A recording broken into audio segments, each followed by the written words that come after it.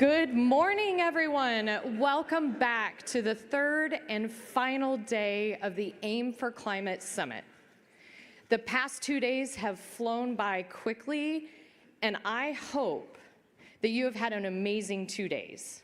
We are excited to kick off day 3 with a very special video. Please direct your attention to the screens for a message from the 46th President of the United States, Joe Biden. Thank you all the climate champions and world leaders for being part of the first ever climate summit. A special thank you to our partners in the United Arab Emirates and my friend Tom Vilsack and the entire Department of Agriculture. 2 years ago, I launched the Agriculture Innovation Mission for Climate at the COP26 meeting in Scotland, because agriculture is at the heart of the climate crisis. Since then, this initiative has taken off. Over 500 partners from governments and private sectors, NGOs, universities, foundations have joined us to accelerate climate-smart agriculture, especially in the hardest hit places. Together, we pledged $13 billion, including more than $1 billion from the United States, to invest in everything from drought-resistant seeds to fertilizers that release less carbon, to more precise irrigation that hardly wastes a drop. With this summit, momentum will grow even stronger in my view. Global agriculture has a long tradition of innovation. Breakthroughs in plant breeding, farm equipment, food safety have saved and improved the lives of billions of people around the world. Together, we can and we must keep that tradition going. We can protect global food supplies and farmers' income, while also helping the planet. Future generations are counting on us, literally, they're counting on us. We can't let them down, so thank you. Thank you for being part of this vital mission.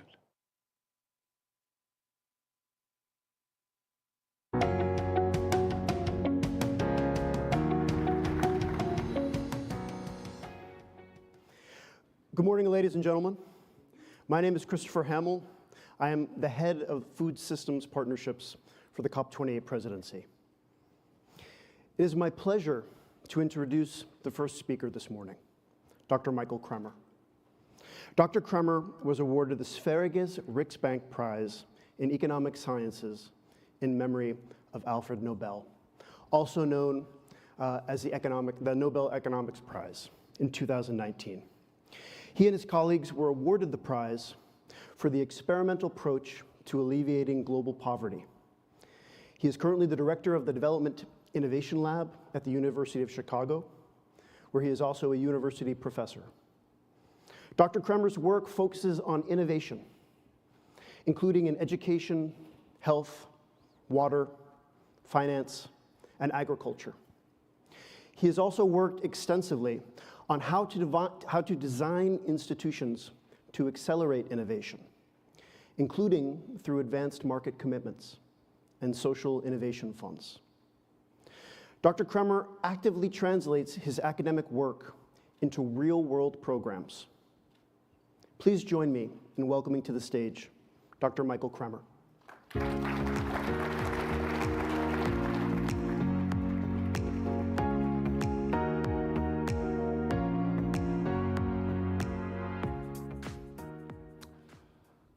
Thank you very much, Chris. It's been a pleasure working with you, and it's a pleasure to be here at the Aim for Climate Summit and join such distinguished company. Later today, we will be launching the Innovation Commission for Climate Change, Food Security, and Agriculture. We'd like to welcome everyone present to join us at 11 in Ballroom G to launch this initiative. Dr. Vera Songway and USDA Undersecretary Jacobs-Young will join me in that discussion.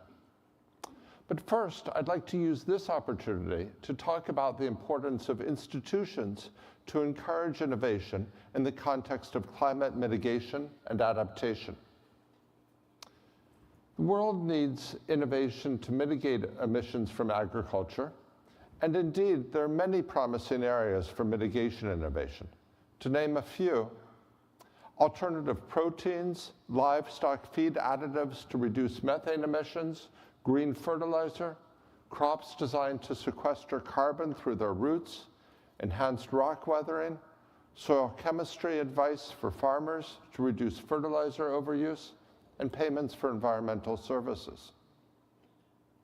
At the same time, farmers, particularly in low and middle income countries, are among those most vulnerable to climate change, and we also need to invest in innovations for adaptation.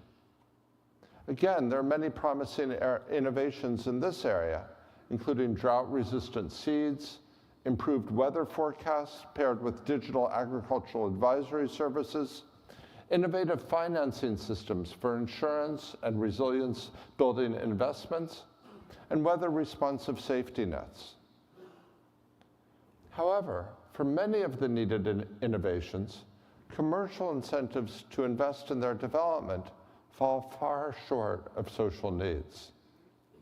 For example, under existing institutions, private markets won't generate adequate investment in mitigation, as cutting emissions is a global public good, and consumers do not pay prices reflecting their impact on the global climate. Similarly, improved weather forecasts might have huge benefits for farmers, but since farmers can easily share information with each other, it might be difficult for firms offering this type of service to make a profit by charging subscription fees. And that reduces firms' incentives to invest in improving weather forecasting services designed for farmers. That creates a potential strong rationale for public support for innovations to meet social and environmental needs in these areas. The estimated social rate of return to public investment in research and development is 55%. It's obviously a phenomenal rate of return relative to most other investments. Of course, every individual innovation investment is a risk, and we need systems to manage that risk. So I'd like to now turn to how we can design systems to promote innovation while reducing the risk of throwing good money after bad and focusing investments on the most promising innovations. Healthy innovation systems need both push and pull mechanisms. Push mechanisms provide direct upfront support for research. Examples include grants for basic science, focused research efforts, such as the Human Genome effort, and open, tiered, evidence-based social innovation funds, like Development and Innovation Ventures, DIV, at USAID, which I helped establish, where I serve as scientific director. To cast a wide net and identify the best ideas, DIV is open to applications from researchers, NGOs, private sector firms, and even governments. It's open to innovations aiming to scale commercially and to innovations that would scale with public sector or philanthropic support. It mitigates risk by funding small grants for piloting promising ideas, but only providing larger scale funding following rigorous testing of impact and cost effectiveness, often but not always with randomized trials. DIV recently had its 10-year anniversary, and we analyzed the impact of its early portfolio. We found, very conservatively, that the program yielded social benefits of at least $17 for every dollar invested. As well as these types of push investments, we need pull mechanisms to harness the energy and creativity of the private sector. In some cases, we know that an innovation is needed, and donors can set a goal and commit to help finance the purchase of an innovation if the private sector develops it. That obviously limits the risk to funders because innovations are rewarded only after they've proven to be successful. So for example, in 2009, and this was something done with John Kerry's support and involvement, a group of donors launched a $1.2 billion advanced market commitment to incentivize the development and production of vaccines against the strains of pneumococcus common in low and middle income countries. Since the approach was put in place, 3 pneumococcal vaccines targeting those strains have been approved, and new vaccines have been rolled out substantially faster than vaccines for which there wasn't an advanced market commitment. Hundreds of millions of children have now been vaccinated, saving an estimated 700,000 lives. Similar efforts could be pursued to promote innovations at the intersection of climate and agriculture, such as climate-resistant seeds or livestock feed additives to reduce methane emissions. We're working with partners, including the Bill and Melinda Gates Foundation, Germany's GIZ, India's Ministry of Agriculture and Farmers' Welfare, with which we recently signed a memorandum of understanding, and farmers' cooperatives in Kenya. There are many promising areas of innovation for mitigating agriculture's climate impact, helping farmers adapt to climate change, and more broadly, advancing food system transformation. For innovation to fulfill its potential, we need new approaches to help align innovation with environmental and social needs. The good news is that existing examples suggest excellent value for money can be delivered through both push approaches like open-tiered evidence-based innovation funds and pull mechanisms such as advanced market commitments. We look forward to working with our partners at Aim for Climate to promote the importance of innovation at the intersection of agriculture and climate in the lead up to COP28 and thereafter. We look forward to working with others, and we'd love to hear from people here about your ideas for innovation. Thank you very much, and we look forward to sharing more about the Innovation Commission during our next session following the announcement of the Grand Challenge.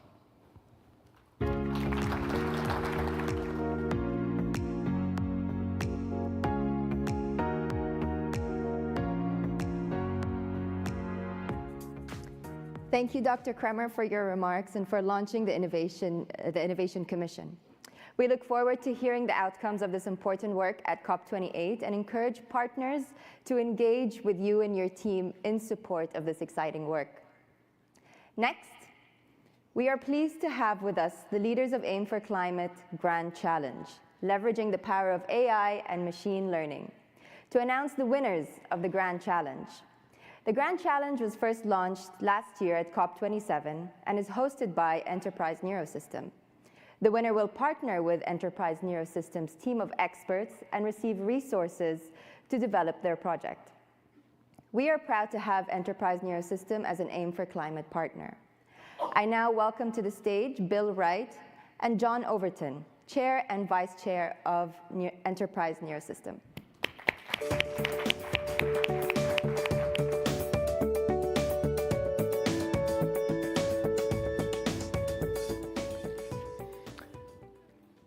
Hello, I'm John Overton.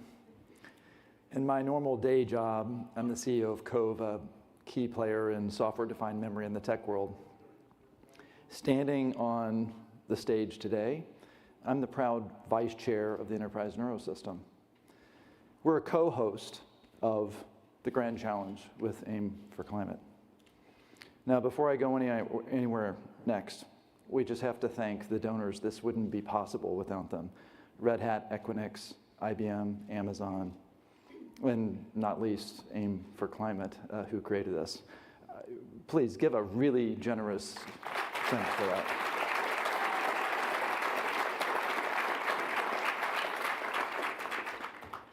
So some of you might wonder, what's the Enterprise Neurosystem? Plain and simple, we believe that the creative use of AI techniques and platforms must be used to address the pressing needs of our time. We are so passionate about this that we have banded together over 170 academics, top leading folks in the government, private sector technologists, major companies, small companies, innovators. Institutions include Stanford, UC Berkeley, IBM, Research, Cove, my company, Intel, Equinix, Amazon, Reliance, the list just goes on. Our objective is to create a global AI infrastructure framework available to all nations for free, no charge, built on hard work creativity, integrity, and technical precision, of course. Now, some of you may be wondering also what the Grand Challenge is. Simply spoken, it is a global competition to seek out problem solvers for agriculture using AI and machine learning techniques. It has been limited only to creativity and ingenuity.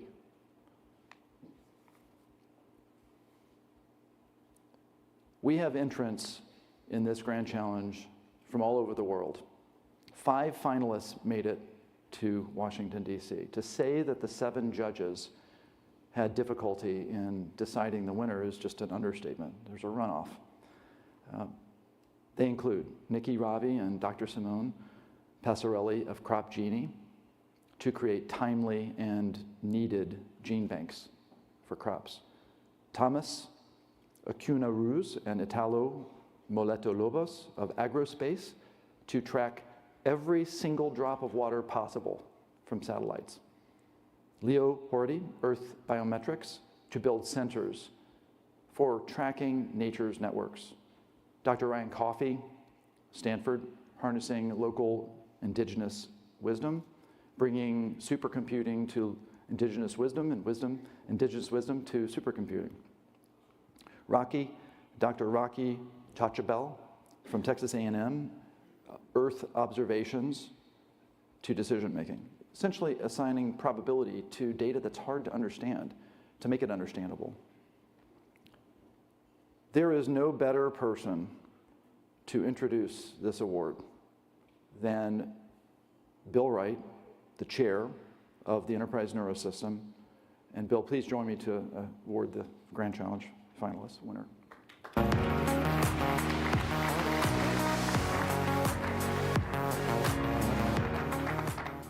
Oh, thank you, John.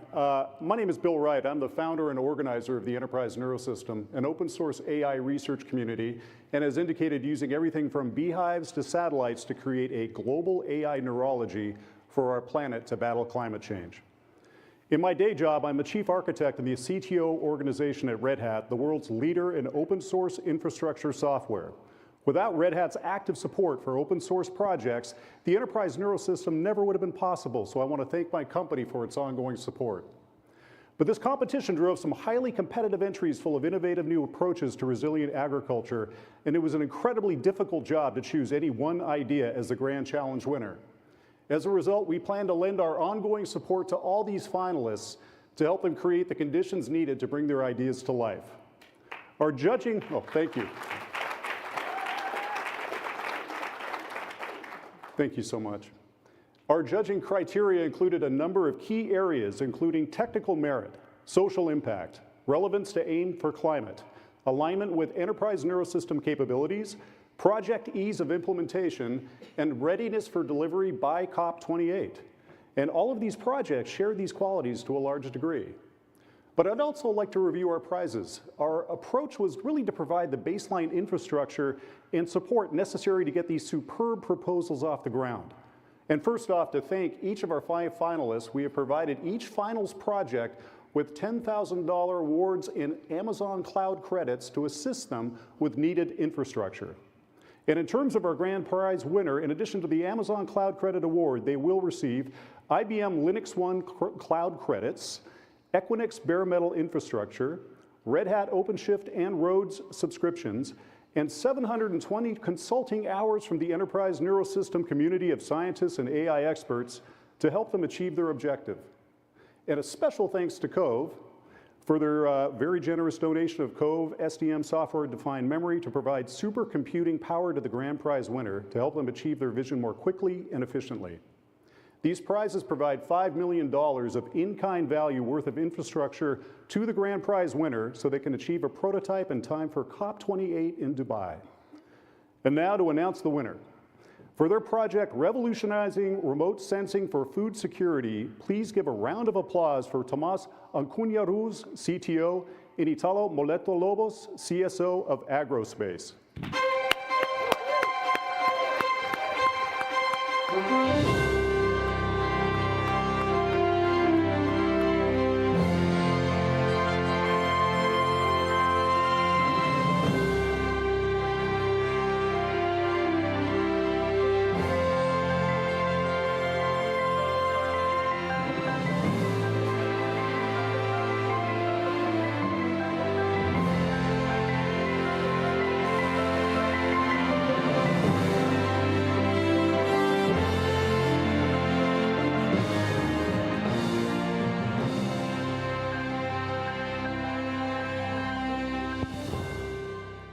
What an exciting announcement, and congratulations to the team at Agrospace. Let's give them one more round of applause. And thank you again to Enterprise Neurosystem for hosting the Aim for Climate Grand Challenge. We look forward to seeing the progress made this year at COP28. Next up, it is my honor to introduce someone who needs no introduction, the 68th United States Secretary of State, the first United States Special Presidential Envoy for Climate. Please join me in welcoming to stage John Kerry.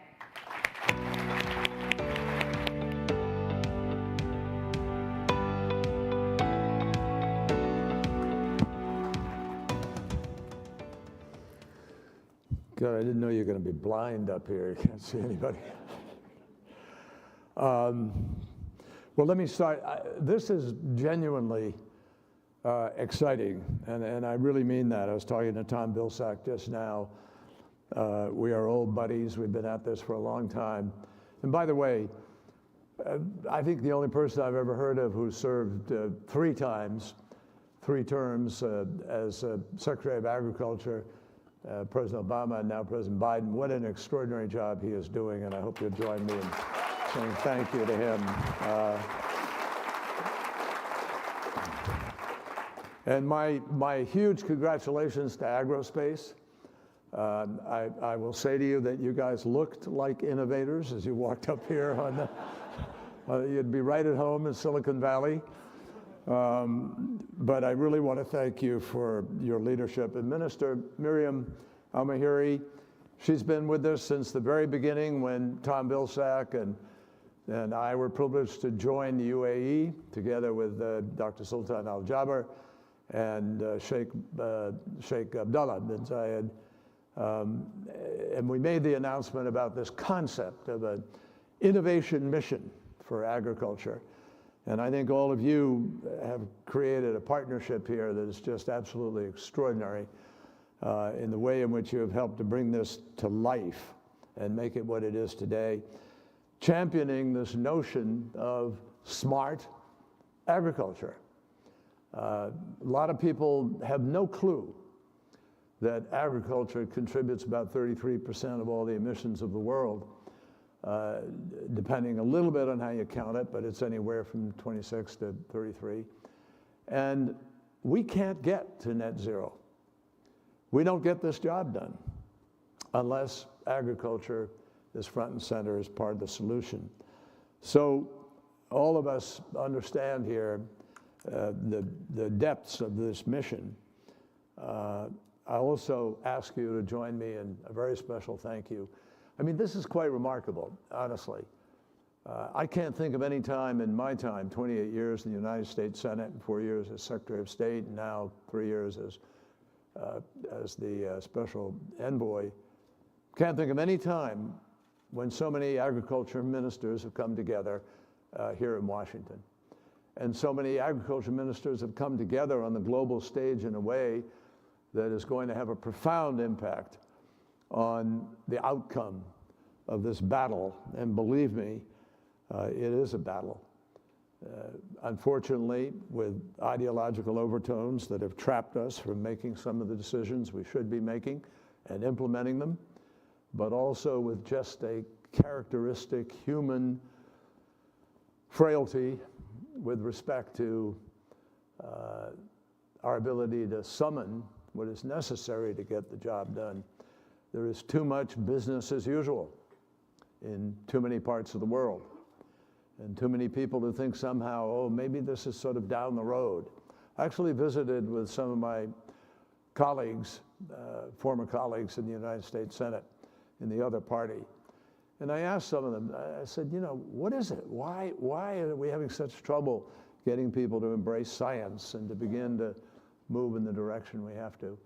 And the answer was, candidly, that some of the colleagues see this challenge is down the road in the future, and we'll deal with it when we have to deal with it. Right now, we got to deal with Ukraine, or we got to deal with what? No.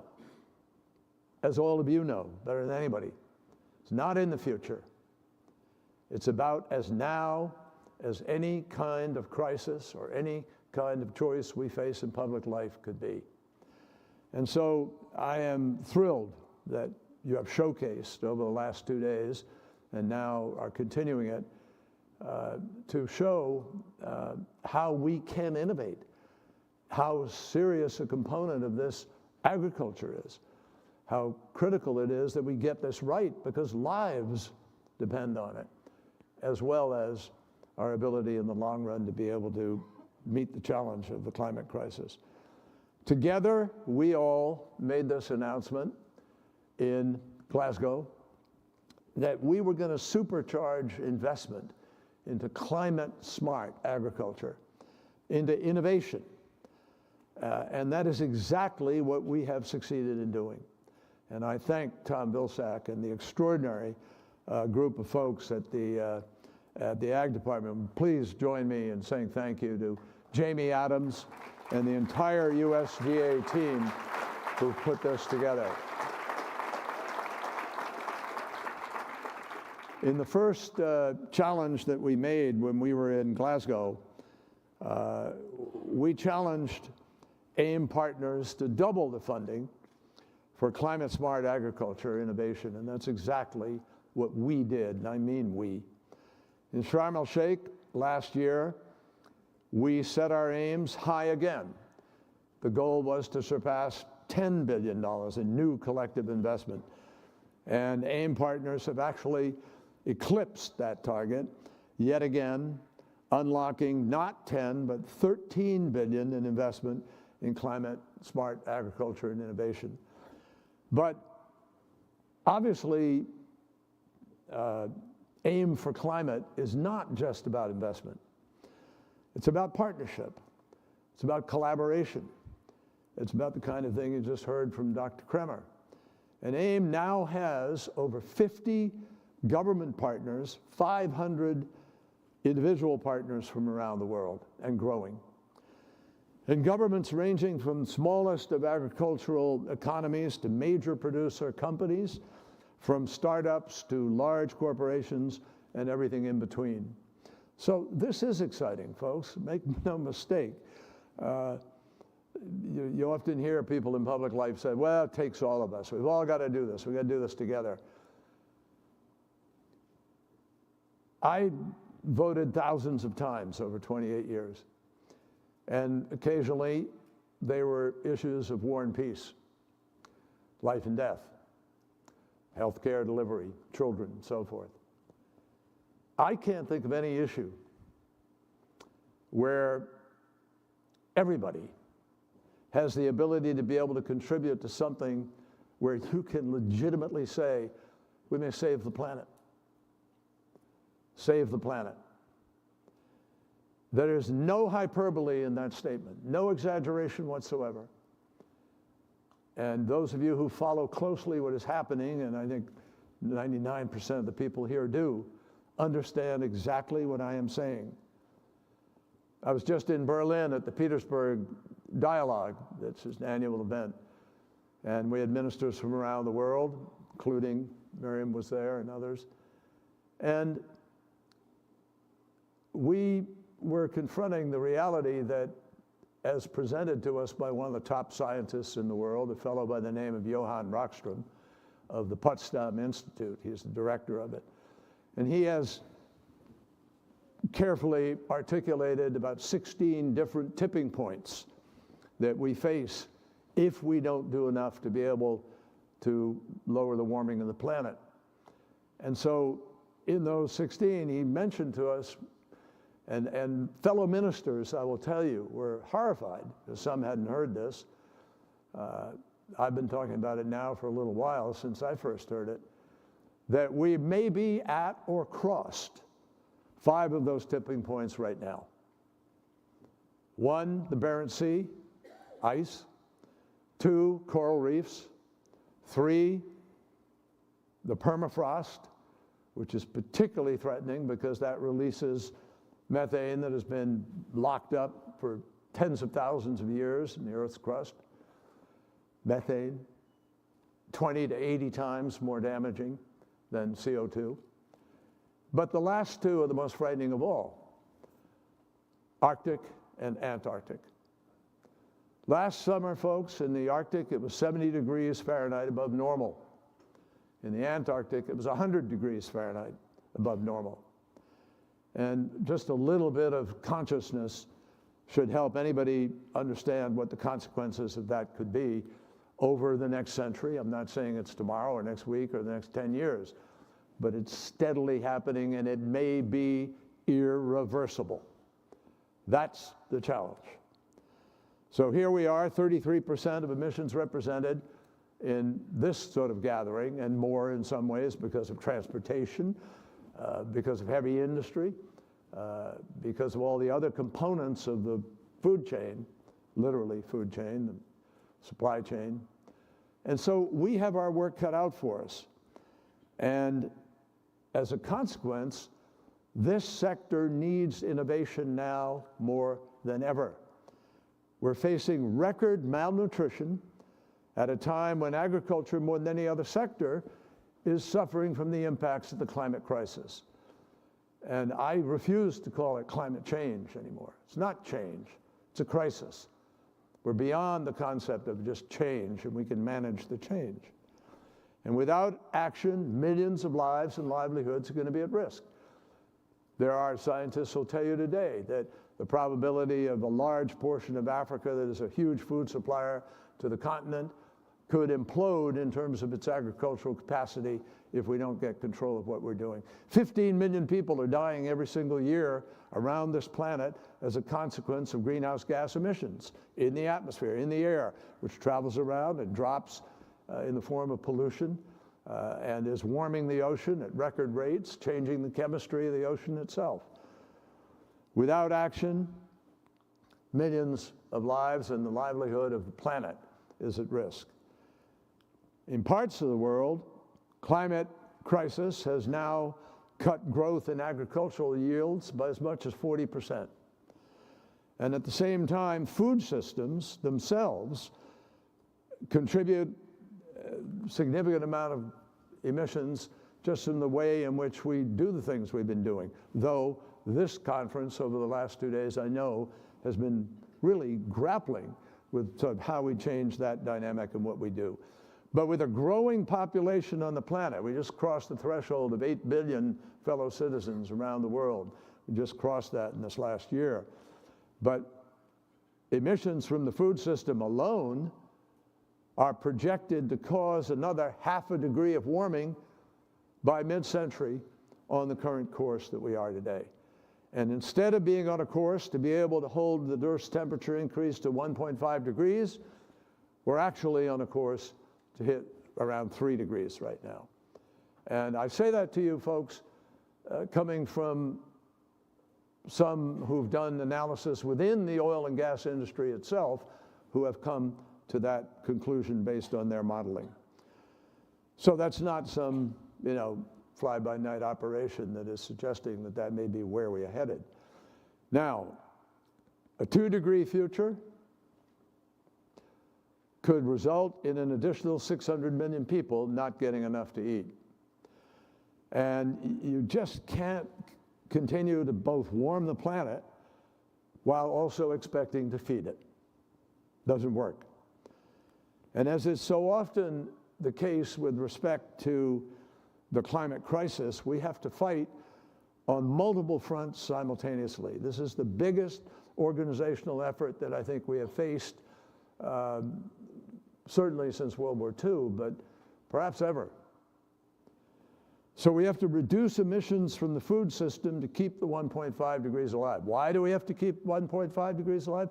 Because scientists, as a basis of physics and mathematics, not ideology and politics or party labels or anything else, as a matter of physics and mathematics and some biology and chemistry have told us these are the consequences.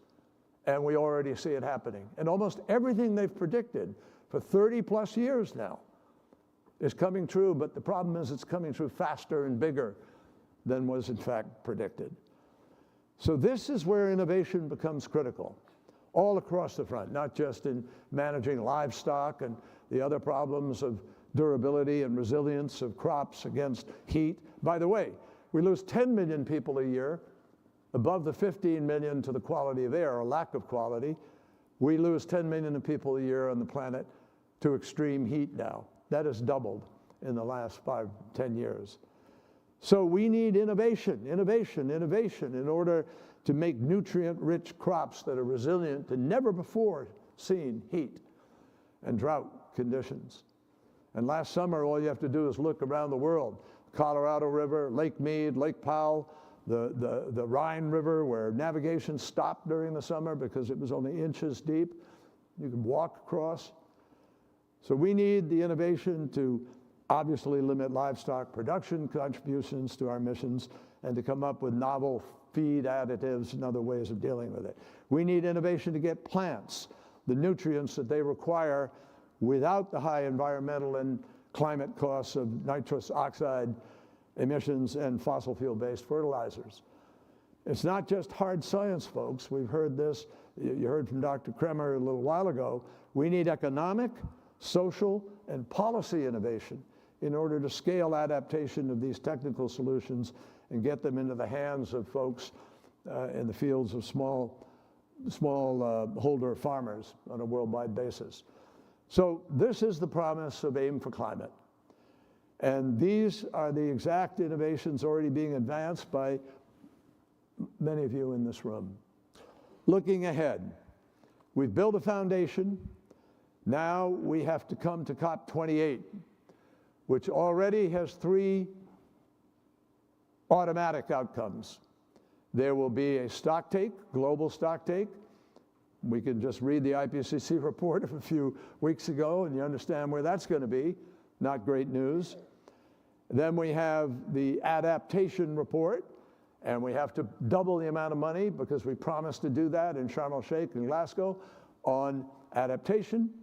And we will have the loss and damage fund to try to give life to it and begin to build legitimate faith and trust with the global south of the world, which contributes so little to this problem and rightfully is looking around the world for how they're going to survive.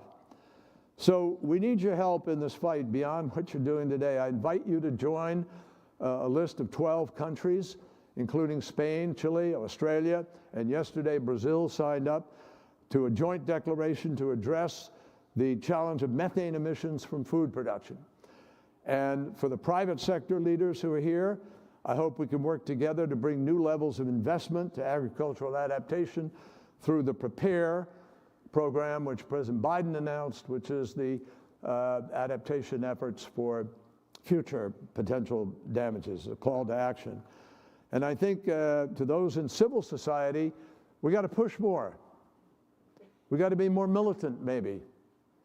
We have to get this job done. We have to demand that the adults who've been put in positions of responsibility behave like adults. And that is proving to be a heavy demand, actually. But we have to win that battle. And to those in the government, we need to organize ourselves in the most effective way we possibly can. Domestically, my friends, I will tell you, we're making historic investments. The IRA, the Inflation Reduction Act, is extraordinary for what it puts on the table. And already the incentives built into that are new battery companies are coming online, storage, direct carbon capture. I mean, there are multiple things happening that, you know, somebody's going to pick a winner there. And knowing what we all know about innovation and creativity in the marketplace, I think all of you join me in having hope that we're going to produce that. So we have got to give farmers better information, better capacity to respond. Here at the summit, we've announced mobilizing $140 million in collective investment towards a goal of $200 million to provide innovative solutions to deal with the challenge of livestock.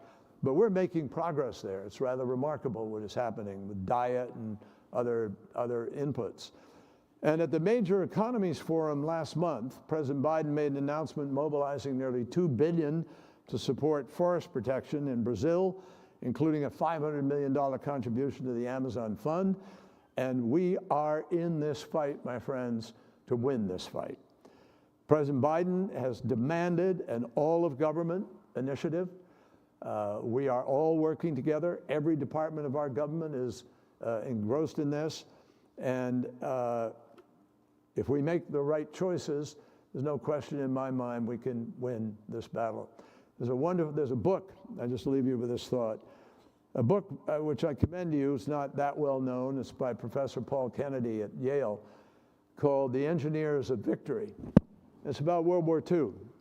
It's about how in the sort of fall of 1943, we weren't sure what the outcome would be. We certainly believed, but we weren't sure.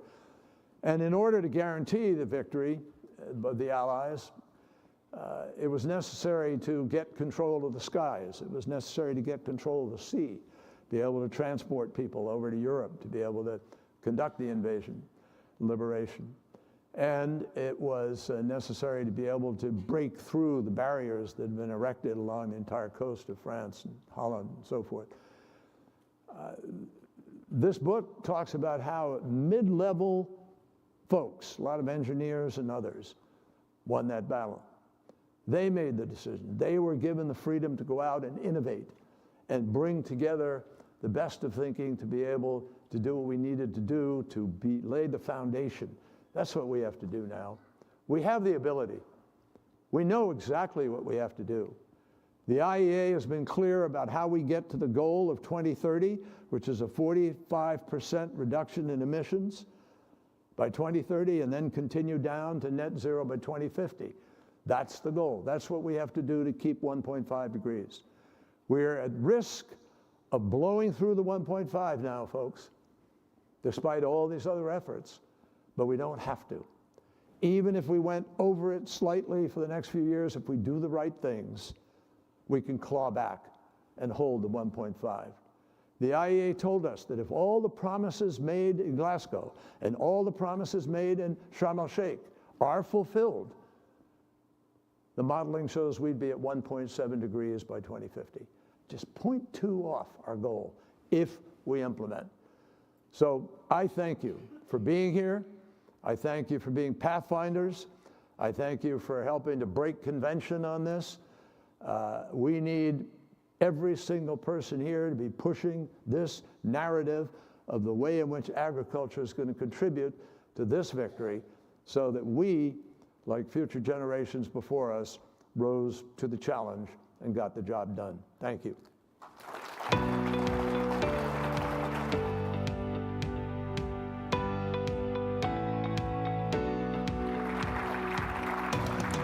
Thank you, Secretary Kerry, for those inspiring remarks and for your support of AIM for Climate.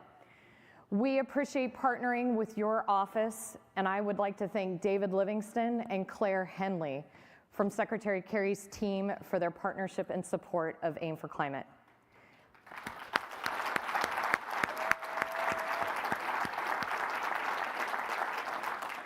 This brings us to the final segment of our plenary program. After 2 days of robust programming and conversations, we have felt it would only be appropriate to bring back to the stage U.S. and UAE leadership for a fireside chat to reflect on the past 2 days and discuss the road ahead to COP28. And it is wonderful to have Andrew Solinger, the CEO of Foreign Policy, to join us as our moderator for this discussion. So please join me in welcoming to the stage Andrew Solinger, Secretary Vilsack, and Minister Al-Mahari.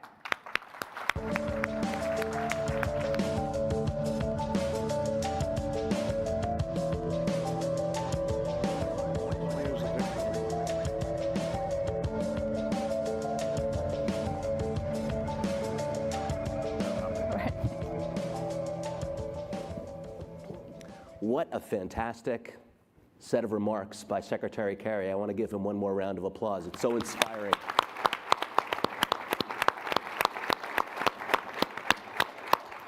And also so difficult to follow, even with fantastic speakers and patrons like Secretary Al-Mahari and, Minister Al-Mahari and Secretary Vilsack. And it's so wonderful to be with you both in person. I've done interviews with you virtually, and it's nice to be in person on the stage. So look at us in person and not at the screen, so you can also be looking at us virtually. And I'm also very pleased that you're both the same height as me. I'm very used to meeting people much taller than I am. Also a tough act to follow. I understand that the two of you did a talk also on the virtual screen a few minutes before coming into the ballroom just now, and maybe, Minister, you could tell us a little bit about that. What were you featured on? We were on Morning Joe. I think you all know Morning Joe.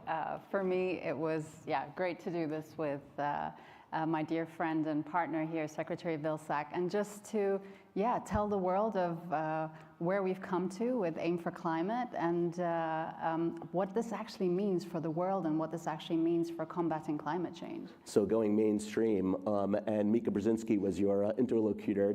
Was she asking excellent questions, Secretary Vilsack? Were you able to get the message across? She always does, but the reality, here's the message, and here's what I want to emphasize today, which is I honestly believe agriculture will get to that net zero future first before any other industry, both in the United States and globally. I think we have the capacity and the capability of getting that done.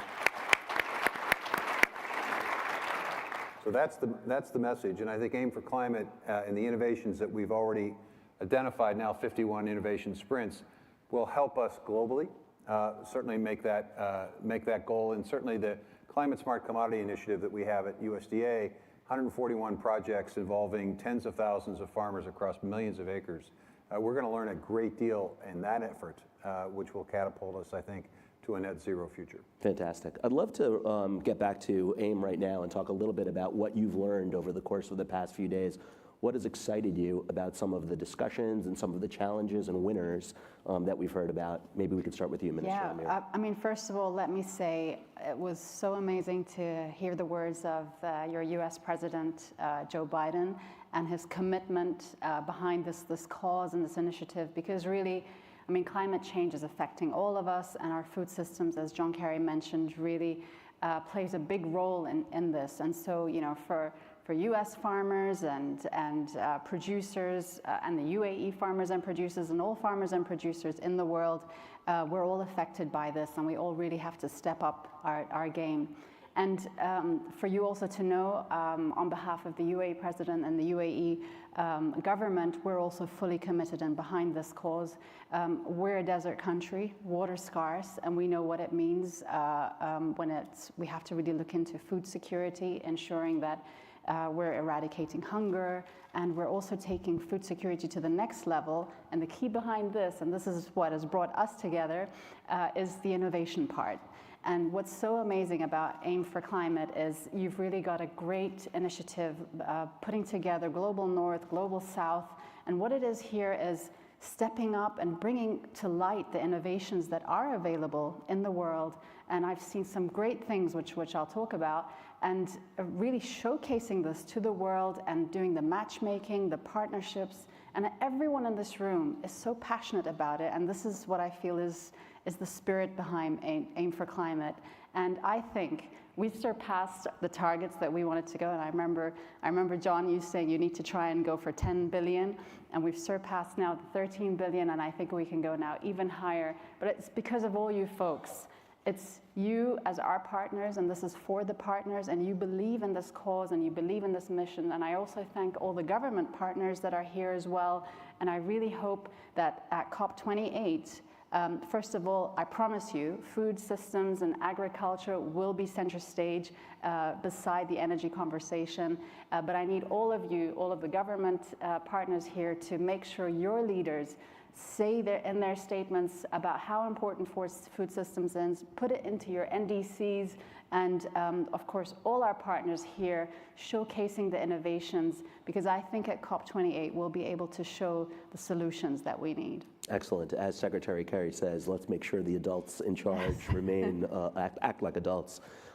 Secretary Vilsack, I actually asked Minister Almieri earlier, when you started this in 2021, you had a set of goals and numbers, metrics, fundraising, participation by countries internationally.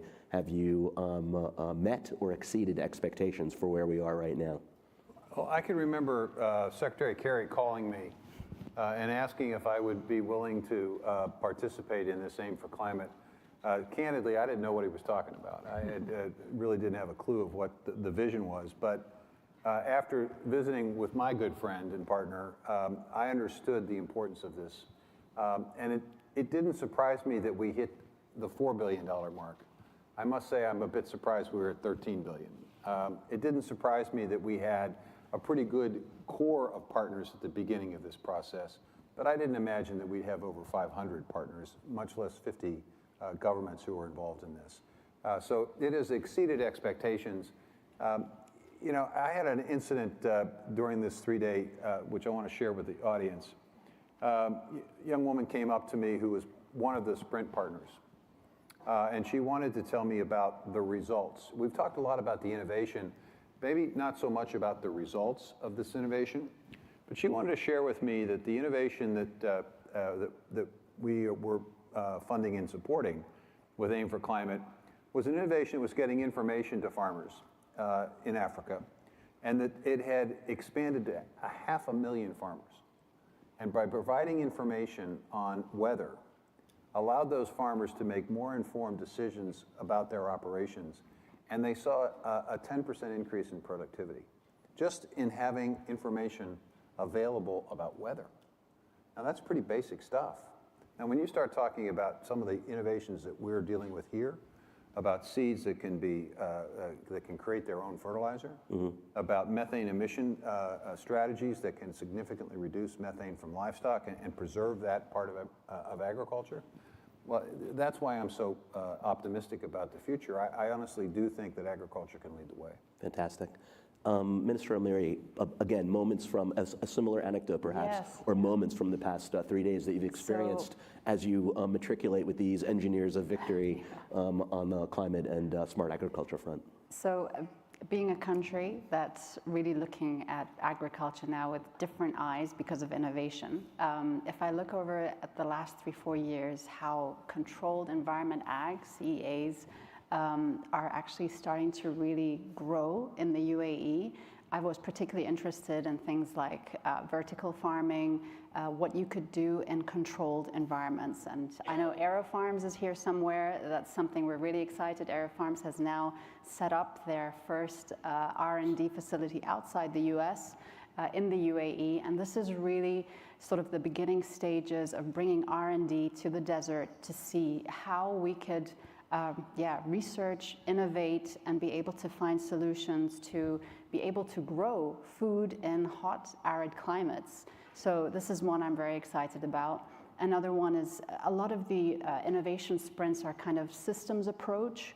So there's a lot of partnerships in looking at how a template farm can be put into the desert to actually grow food, recirculate the water, harness the power of sun, looking at, as Secretary Vilsack, the kind of seed technologies that are available. I mean, agrospace, congratulations to you guys. Something like taking low-cost precision ag just by a click. I think that's amazing stuff. And, you know, the whole fertilizer, I mean, the seeds by Pivot Bio, inoculating the seeds so that they use less fertilizers. I mean, we've seen some great things. And this is what's behind Aim for Climate. I think there are solutions for everybody. Everyone has different challenges in their home country, and everyone needs to look at what solutions are out there. I'm a big believer that the solutions are available. We just need to scale up, and we need to make it available for all. John mentioned as well, it needs to go down to the smallholder farmers. It needs to be accessible and affordable to them. And that's why having this summit and also the ministerial meetings, we're kind of guiding and making sure that we're able to reach everybody. That's fantastic. Let's talk about scale a little bit, and scaling if we could. Secretary Vilsack, congratulations to Enterprise Neurosystem, in addition to congratulating Agrospace for helping them scale up, and your continued support for the other finalists. That's fantastic work. But this is difficult to bring to scale, Secretary Vilsack. It's really hard to grow these businesses so that they can make a difference at scale, and we need to do it quickly, as Secretary Kerry says. How do we take what we're doing here and really step it up? Well, I'd say two things. First of all, it's great that we're going to have a commission. The announcement today of the establishment of the commission is going to basically take a look at where are the bottlenecks, where are the barriers, how do we remove them. Secondly, I really think government does have a significant role here in reducing risk. That's one of the reasons why, as part of what the U.S. is doing with its Climate Smart Commodity Initiative, we put resources out. We basically said to farmers, we understand that your bottom line is tight, We know that the innovations can sometimes cost additional resources. We know that you may not have those additional resources. So let us show you, let us provide and de-risk the activity.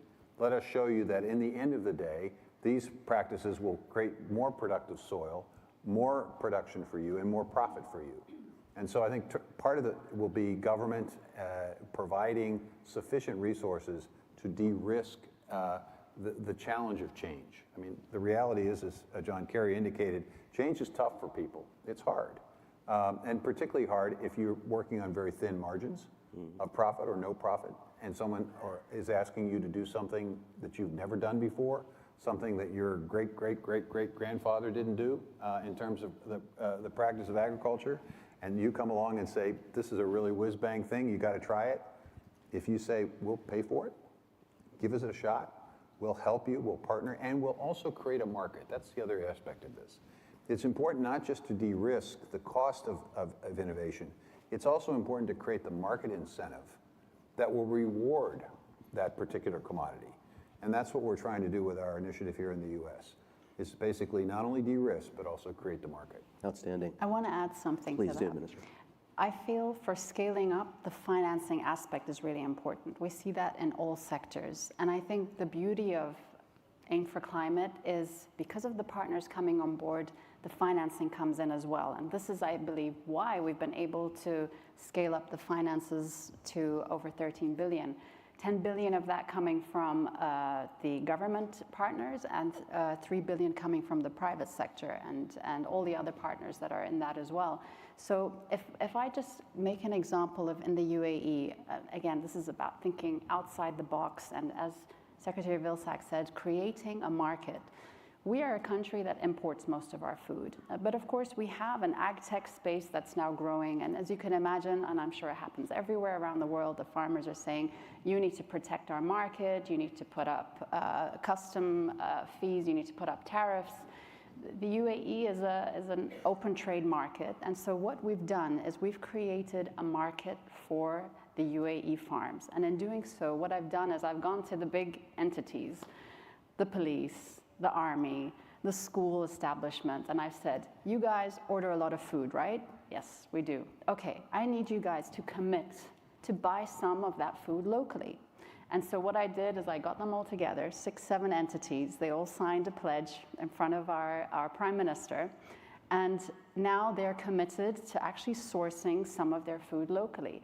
And what we've done in this way is, as you said, create a market, incentivize this, brought them together to start looking inwards a little bit more, because in doing so, because the UAE is a small market, we're actually able to really bring in technologies, innovation to scale this up, and then hopefully bring it up to a level where we can say now the UAE can actually export this technology. And actually we're starting that already with some of our firms, which I'm very proud to see. That's a great example, all of government approach. When you promote a local and regional food system, you're also reducing the transportation greenhouse gas impact of that food supply, and you're also making it a much more resilient supply. We learned, I think, from COVID, certainly here in the U.S., that there could be an easy disruption to that food supply that can cause a rippling effect and shortages. And so applaud what the UAE is doing. We're also doing that at USDA with our procurement resources for food banks and for our school lunch program. We're requiring that a portion of our commitment be spent locally and regionally to build up that local and regional food system. Fantastic. Getting back to innovation and some of the very interesting concepts and enterprises that we're talking about here today. When we, I don't know if you recall this, Minister Almiry, when we spoke at the Foreign Policy Food Summit a couple of years ago, you mentioned to me that we need to make ag tech cool for young people. And as Secretary Kerry noted, when our wonderful colleagues from Agrispace took the stage, they looked the part that ag tech is cool. Are we achieving that? Yes, absolutely. So I speak to the young people, especially in the UAE and the region, and I call them the future agri-technologists. So I've given them this new name just because when we talk farmers, often a virtual image comes into our heads, which is a lot of hard work in the sun, the tractor, not getting so much income. At least this is what happens in our part of the world. And so giving them this new name, you know, exciting them on the fact that this is about food and technology, and you can grow in the middle of the city, and the food tastes different. I mean, we're growing blueberries now in the UAE. This just started about a year and a half ago, 2 years ago. These blueberries, oh my God, the taste, I mean, we've been used to importing the blueberries, and by the time they get to us, there's not much taste, and usually people sugarcoat them and put a lot of sauces on them. But now you don't need to do that anymore.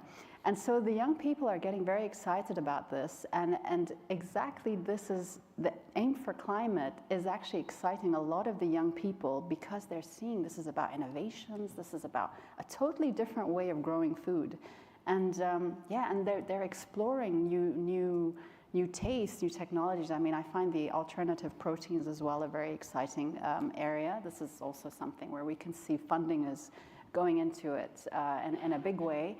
But yeah, I just think we need to make agriculture sexy. We need to get the young people to come into it, and we need to future-proof this. Secretary Vilsack, are we changing the name of the Department of Agriculture to the Department of Agritechnologists? Well, I don't think we're prepared yet for that, but I will tell you this. I was in Japan for the G7 Ag Ministers meeting, and a portion of that meeting was dedicated to Japanese high school students who were challenged to basically set a set of priorities for the ministers, and they made a presentation. And the last thing they said is that it's important for world leaders to make ag cool again. And I will tell you, I think if people understood the energy, the innovation, the entrepreneurship that has been discussed the last 3 days, or even if they saw it on the farm, the willingness of really, farmers are themselves entrepreneurs. They're inventors, they're problem solvers. If they could see the activity and the energy that's taking place in this space, they would understand that we've already made ag cool. We just have to make sure people know about it. Because when you talk about innovations, when you talk about the ability to be able to take AI and be able to know the exact composition of a particular hectare of land and what its moisture content is or what its carbon content is, and you're able to do that with satellites and AI, there's nothing that, I mean, you show me any other industry that has anything cooler than that. With all due respect to electric cars, this is amazing stuff. This is magic. It is. Absolutely magic. Look out, Elon. So just a question on that then, just to kind of probe that. Is there a bifurcation that you have this, you do have an entrenched industry that needs to modernize. Are they accepting of that adoption? Do they see the need and welcome that innovation, or are they resistant? Well, newsflash, consumers want this. Consumers are sending a very specific message to the food industry. They want to know where their food came from. They want to know how it was produced. They want to know whether or not their consuming dollar is supporting sustainable production or not. And I think food companies are responding to that, and they in turn are putting pressure on farmers and on agriculture to essentially be able to establish that in fact that kernel of corn, that rice, that soybean, that whatever has been produced in a way that is advantageous and promoting sustainable production. So I think the market is basically sending a very strong signal. The fact that we have 500 partners, the fact that many of those partners are large-scale agribusiness companies, the fact that within the Climate Smart Commodity Initiative that USDA is involved with, we have every major ag company in the country. We have every major commodity group in the country. We have every major conservation and environmental group involved, and we also have most of the major retailers and food companies involved. So there is absolutely an understanding and appreciation for this, and it's just simply going to accelerate. Let's talk, since you bring up industry, let's talk about industry involvement for a moment, if we would, and the premise of really of what we're doing here and trying to foment startups and engineers of victory in this space. Food is a very important topic for FP. It's one of the key verticals that we cover, and our December issue was dedicated to it. The title was, "We Can Feed the World." This was really in response to the war and some of the issues around the supply chain, the food chain, but there is enough food in the world. We just have to make sure it goes into the right spots, and we have to think about how it's produced and how we've structured this. And agribusiness and industry really sprang from colonialism. Ultimately, the monoculture maize production in the US sprang from colonialism, European colonialism here. And even Russian and Ukraine wheat and grain exports come from former Soviet colonialism and the markets they developed in Africa. So just kind of curious your view on really what we're doing here, still monetizing and privatizing that kind of development and an industry via the methods that we are, the investments and the challenges that we raise here, when in fact what we need to stay focused on is feeding the public and not saving players in our current food system.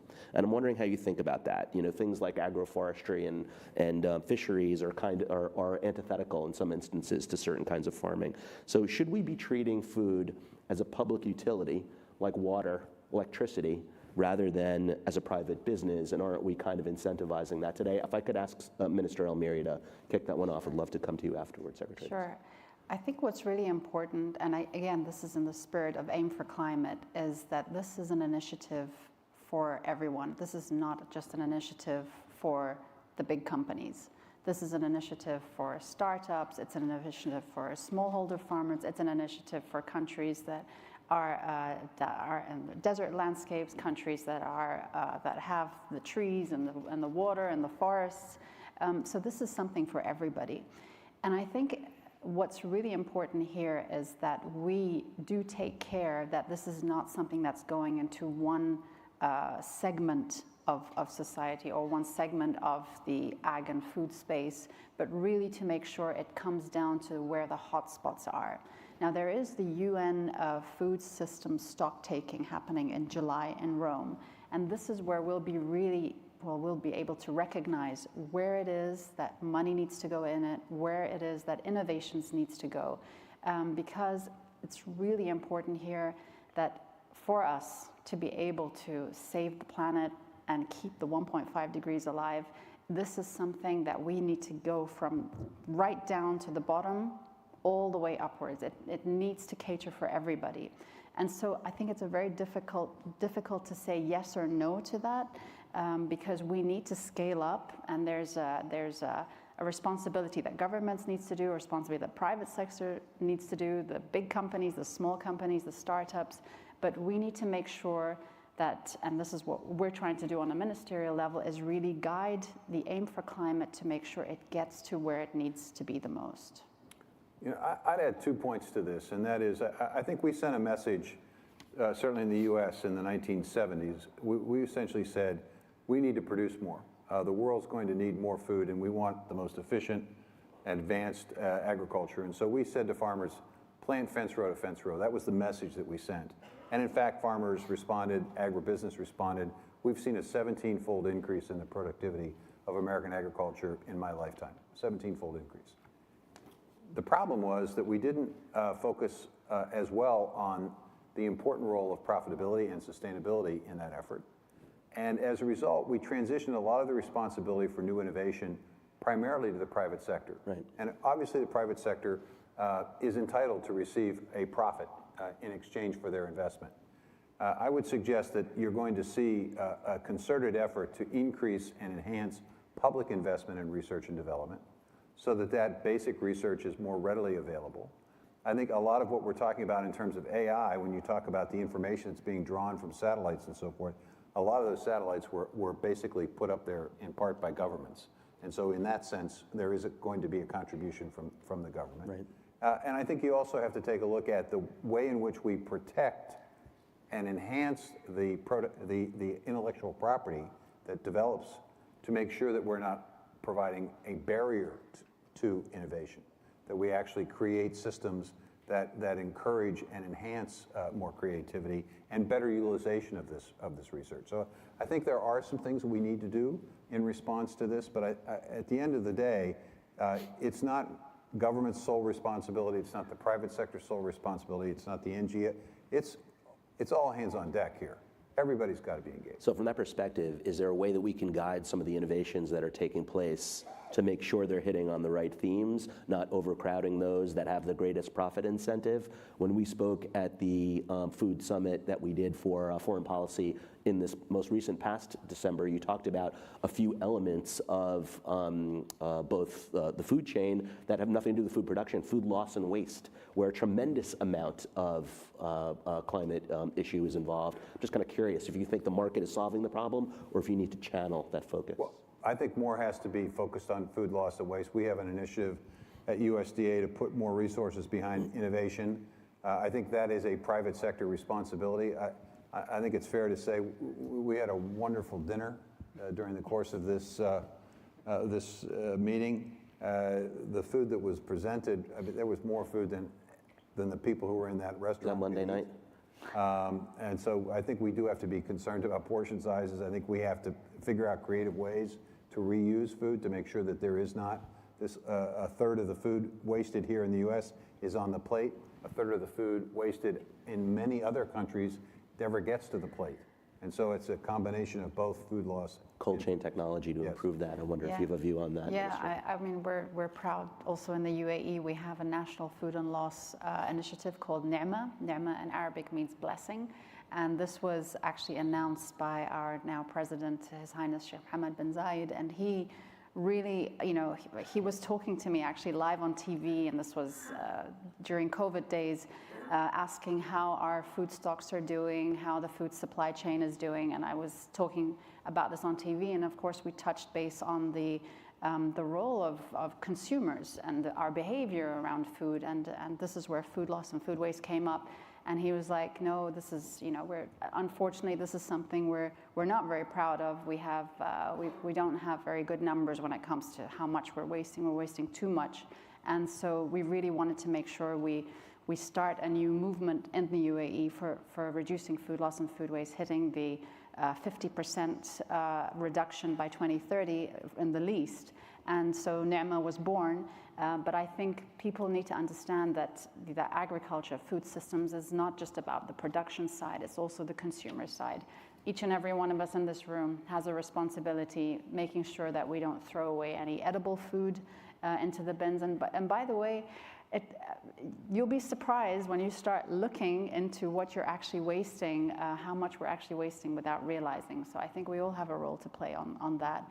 And coming back to what Secretary Vilsack said on government role in guiding and making sure that we are focusing on the areas that need the most focus and not everything going into one direction, I feel this is exactly what the ministerial level meetings is really about, just to make sure that we're on track and we're taking a holistic approach, listening to all the challenges that all our partners have, and just ensuring that the innovation sprints are catering for these needs. Fantastic. Well, I wanted to come back to what when you were talking about MBZ and making sure that you were hitting the marks. I think a few years ago you told me about the food security strategic pillars of the UAE. If I have this right, correct me if I don't. Enhancing agribusiness, technology enhancement, food loss and waste, as we just discussed, nutritional inputs, and emergency preparedness, obviously something that we need to keep careful watch on. I believe they also asked you to benchmark against the Food Security Index and your performance, and you were at number 21 when we spoke in late 2020. Where are you now? So we were 21, then we went up to 40-something, unfortunately, because they changed the calculation of putting together the index. That's unfortunately some of the downturns of benchmarking against a competitive index, but you'll be proud to know that once it reached that, we counteracted, we corrected course, and we're now at 22. So we're still on our mission, of course, to reach hopefully #1 by 2050. We hope to reach that even sooner. But it takes a lot for a country in the desert to really put in all that we can, keeping sustainability in mind, of course, on being a food secure country. And I'm very pleased and impressed that you really do track that very carefully, and it's important to benchmark your success. So we don't have a lot of time left, but I wanted to talk about the incredible, first of all, congratulations again on the incredible effort that you've launched here. And when you started this effort to promote climate smart agriculture in 2021, you put a 5-year timeline on it. that would take us to 2025 to address global hunger, food security, and climate change. I don't think the job, I hope it will be, but the job will not be accomplished by 2025 I'm going to go out on a limb. So what is your future? What is your vision for the future of AIM for Climate? I can't imagine you're going to call it quits in 2 years. Shall I go first? Please. Okay. So initially, exactly this is what we said. We said, okay, let's look at the time frame of 5 years. Let's get this going. Let's create this vehicle. Let's get partners on board. And I think with the way things are going, I believe we're going to be going beyond this, Tom. Well, when you say we, I'm not sure about I think you might still be in a situation. I'm not sure about myself, but I think that's right. I think there's going to be a demand and a need for ongoing initiative. And one of the important components of this is the ability of us to share information. That's why we announced the International Climate Hub, which is going to basically provide an opportunity for us as we learn about the results from these innovation sprints to share. And so that's basically just going to, I think, explode in terms of people's interest and people's wanting to be part of this. So I think you've seen 500 partners. You know, I'm pretty confident we're going to be above that number by the time we meet in Dubai in a few months. I think there's an unlimited capacity here for growth. Yeah, and I think because it is an initiative by partners, for partners, I think the partners are they're just gonna keep on going, and we're just gonna be there to support them. So I think it's gonna organically just grow together. Fantastic. And to build on your comments about COP28 and Dubai and focusing on this effort there, Secretary Kerry talked about the key elements, the stock take, adaptation, loss and damage. What can we expect from COP28 if you could just wind us forward to Dubai? So, and John knows this, I'm a big advocate for the food systems conversation, and many of you know this as well, and I mentioned this also in some of my speeches as well. We've already been having a series of consultation talks with a lot of you and a lot of experts in the field, farmers, etc., and what we could do, what could be a kind of like a Paris moment in Dubai when it comes to food systems transformation. And we're actually already cooking something in the kitchen. And of course, AIM for Climate has a huge position in that framework that we're putting together.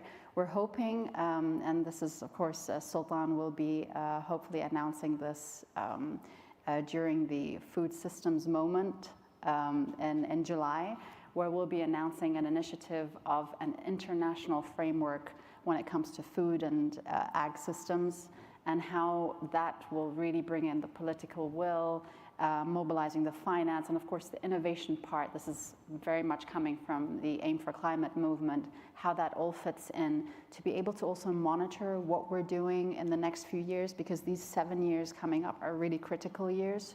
And again, I'm in the spirit of, we believe that this is the sector that will reach net zero the first. This is the sector that really impacts lives. This is the sector that's actually most exciting. So we'll see. But here's the challenge. This is going to be COP28. 28, yeah. Why has it taken us 28 COPs to get to this point? And that is the fundamental challenge here. I think there's a problem in terms of people's understanding about agriculture. They either think it's in very simplistic ways, or they don't think about it at all, even though it is central to this conversation. And we all should be faulted for not understanding the role of agriculture in the first COP. We shouldn't have had to wait for a leadership from the UAE, not a country that you normally think of when you think of agriculture, basically because of the minister's leadership, essentially saying to the rest of the world, hey, wake up here. You better get serious about agriculture, because if you don't, you're really not serious about a net zero future. You've got to get serious about agriculture. It's got to be at the table, and it has to be a focal point, just as we talk about energy and transportation and construction and all the other industries get a lot of attention. Agriculture is really, really important. Critically important. Well, on behalf of all of the participants at AIM for Climate, I'd like to thank you not just for this conversation, but for your leadership in creating this forum and these efforts. It's really inspiring And we're making a lot more progress, Secretary Vilsack, since the past couple of COPs than we did in the first 28 all combined together. So congratulations to you on that. And I hope this was more interesting than the Morning Joe discussion that you had earlier. It certainly was for me. I'm going to watch that tape, though. I didn't get to see it. Thank you so much for your time and for your insights and all you do.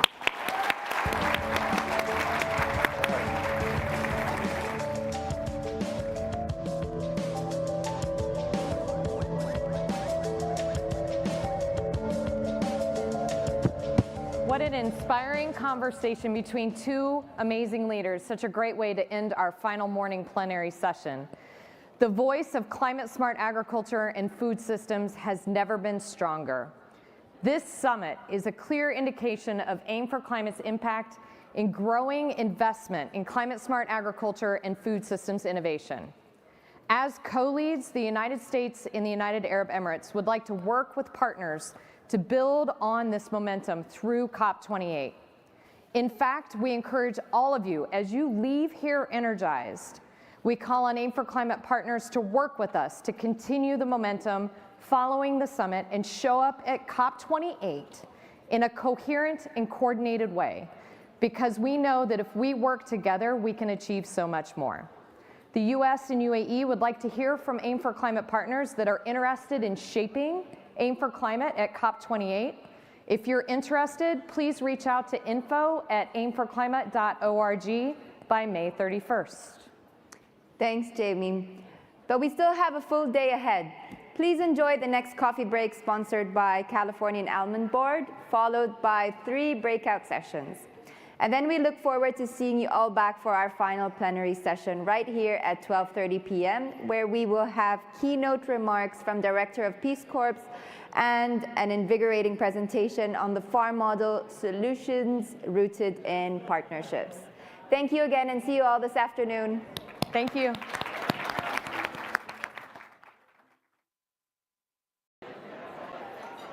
Good afternoon, everyone. For our concluding plenary session,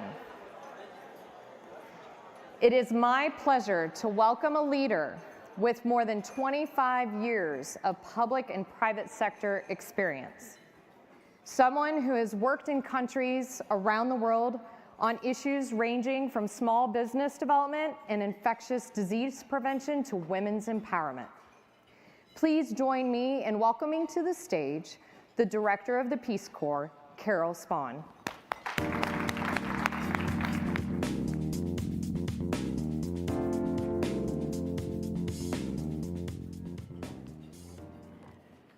Thank you so much, Jamie, and thank you to the organizers for this invitation.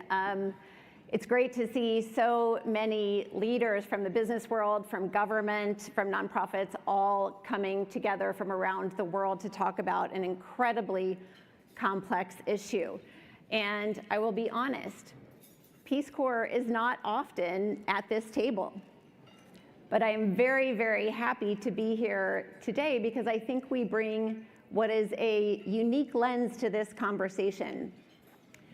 Peace Corps works at the community level. Our staff are engaged with communities for a period of up to 6 years, other times more. Our volunteers work and live at the community level for a period of 2 full years. We see what happens when different organizations come and go, what sticks and doesn't stick, and why. And so I'd like to talk a little bit about some of that today as we are all thinking about big ideas at scale, big innovations, how to change the narrative, how to think radically and differently so that we're able to reach those last mile communities in truly sustainable ways. According to the Convention on Biological Diversity, agriculture provides livelihoods for 2.5 billion people, more than 30% of the world's population. In Malawi, where I served as the Peace Corps Country Director for 5 years, from 2014 to 2019, so fairly recently, 80% of the population there relied on subsistence agriculture to feed their families. The stunting rate in Malawi for children under 5 has gone down from 50% to 35%. Staggering rates that have multi-generational impacts. It's a country that is fluctuating between cycles of drought and floods, where rainy seasons are more and more truncated, where soil health is declining after years of maize monocropping, and where necessity is the mother of invention. In the words of one Malawian subsistence farmer, Chikondi Chavuta, giving up means you don't have food. Perhaps one of the best known stories of grassroots agricultural innovation comes out of Malawi, and it's that of the boy who harnessed the wind, otherwise known as William Kamkwamba.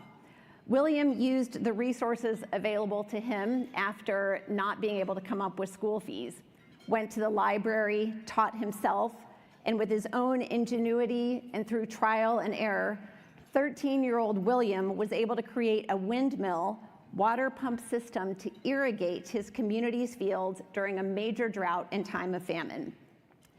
If you don't know this inspiring story, I encourage you to read the book, and if you're not a reader, it is also available on Netflix.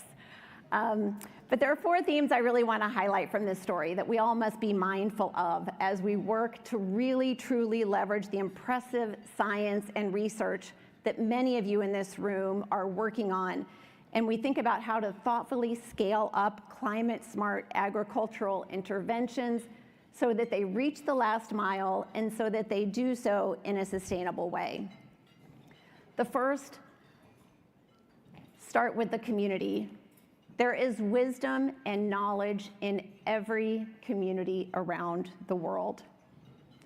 The second, while we are investing in technology, we also need to invest in behavior change and in adoption of those technologies. The third is that low technology options, operational innovations are just as important as the technology itself. And lastly, I will talk about the potential of young people around the world. First, let's start with community-centered innovation. As we look to incorporate the ideas, knowledge, and feedback of community members whose livelihoods are derived from agriculture, we have to bring them into the conversation. And these efforts are instrumental for contextualizing those ideas to local culture and climates, and being in sync and sustaining those feedback channels to truly learn what is and isn't working, to relentlessly ask why and how it might work better. For those of you who have traveled around the world and seen innovation in action and seen where we have succeeded and failed, I can only imagine that you too have seen a host of innovations, a host of investments that sit idle and unused, abandoned, or in a state of disrepair. We need to engage communities holistically, thoughtfully from the beginning, not for the quick win, but for that sustained effort and that sustained forward movement. Another aspect of that community-centered innovation is to see those things from the inside out. Peace Corps volunteers are embedded in communities, and they see the comings and goings of different, very well-intentioned outsiders. During a major drought in Malawi, in one of the hardest hit regions, I asked one of our volunteers, how many different NGOs are coming into your community with different solutions? And she said, I don't know, around 6. And I said, 6 a month? She said, no, 6 a week. 6 different organizations coming in with different solutions, whether it was a new technology, moving to orange flesh sweet potatoes for greater nutritional diversification, or any number of different projects. And they were training the same people over and over again.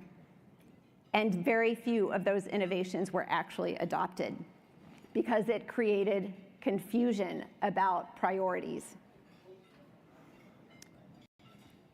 as we look at those innovations, we have to take a human-centered design and look from the community out. We have to look at what will drive both individual and sustained systems change. Agricultural innovation spans from the technical to the operational to the behavioral. And I was at the Investing in Nature Summit a few weeks ago at the Office of Science Technology Partnership at the White House. They spoke about a radical new way of thinking, a radical new way of thinking. They're working with the Department of Commerce on natural capital accounting. Now, I started my career as an accountant, and I can tell you that I never thought I would hear the words innovation and accounting in the same sentence in a good way. Usually that lands people in jail. But the point was that nature doesn't show up on any country's balance sheet, right? So how do we think about all of the tools that are available to us to really think outside the box? Innovation takes many, many forms. And this room is full of some of the best and brightest agricultural minds, all people who are dedicated to solving the intricate issue of food insecurity. And I can only imagine the delicate balance that you are trying to strike between achieving scale, achieving efficiency, and doing it in a timely way to improve the availability of nutritious food and to support the needs of those subsistence farmers and those whose livelihoods are threatened by climate change and natural disasters. But to achieve efficiency and scale, as many people say, we have to slow down to speed up, and we have to take that community-centered lens. That brings me to my second point, which is behavior change. Behavior change takes time. When William made his windmill, the community thought it was impossible, and they discouraged him. Only through his own demonstration that it was possible did communities' attitudes begin to shift. And we have seen that time and time again. Even the most innovative and seemingly obvious solutions require behavior change. And communities on the front lines of climate change often just don't have the safety nets that are necessary to take those risks. They are building on generations of knowledge, and when you ask them to step outside of their comfort zone without a safety net, there is simply too much at risk. When your livelihood is on the line, do you stick with what you know works, even if there is something else that could work better, or do you try something new? One of our volunteers, Sophie, worked with her counterpart, a trusted community member, after an NGO came in and talked about an agricultural innovation. And they went house to house, and they asked people, will you be adopting this new practice? And again and again and again, they heard no. And they probed and they asked and they provided information, right? And I think we all know that information is not sufficient to change behavior. I know, I've tried it. I know that exercise is good for me. I know that eating nutritiously is good for me. I promise to do better every year. And I'm standing here ready to start next week. So when she asked them why not, it was the same story over and over again. I know how to grow maize. I know what will make it succeed, and I know what will make it fail. So even though I know it might not be the best option for my family, at least it's what I know. Our volunteers are trained in evidence-based, climate-smart interventions, including agricultural and natural resource management practices and technologies that promote sustainable agricultural intensification, adaptation, and mitigation.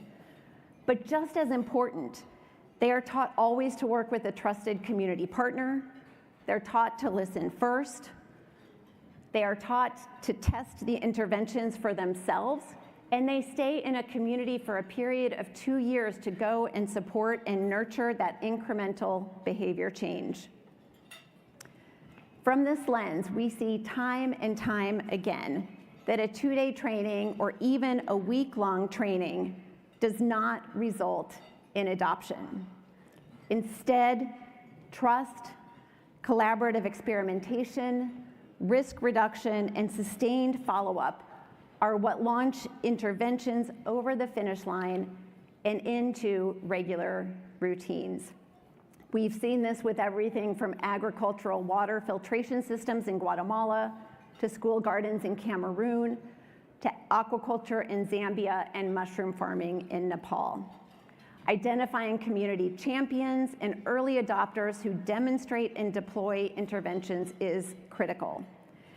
And for those of you who have not yet seen how to start a social movement, there is a fabulous YouTube video that refers to the lone nut.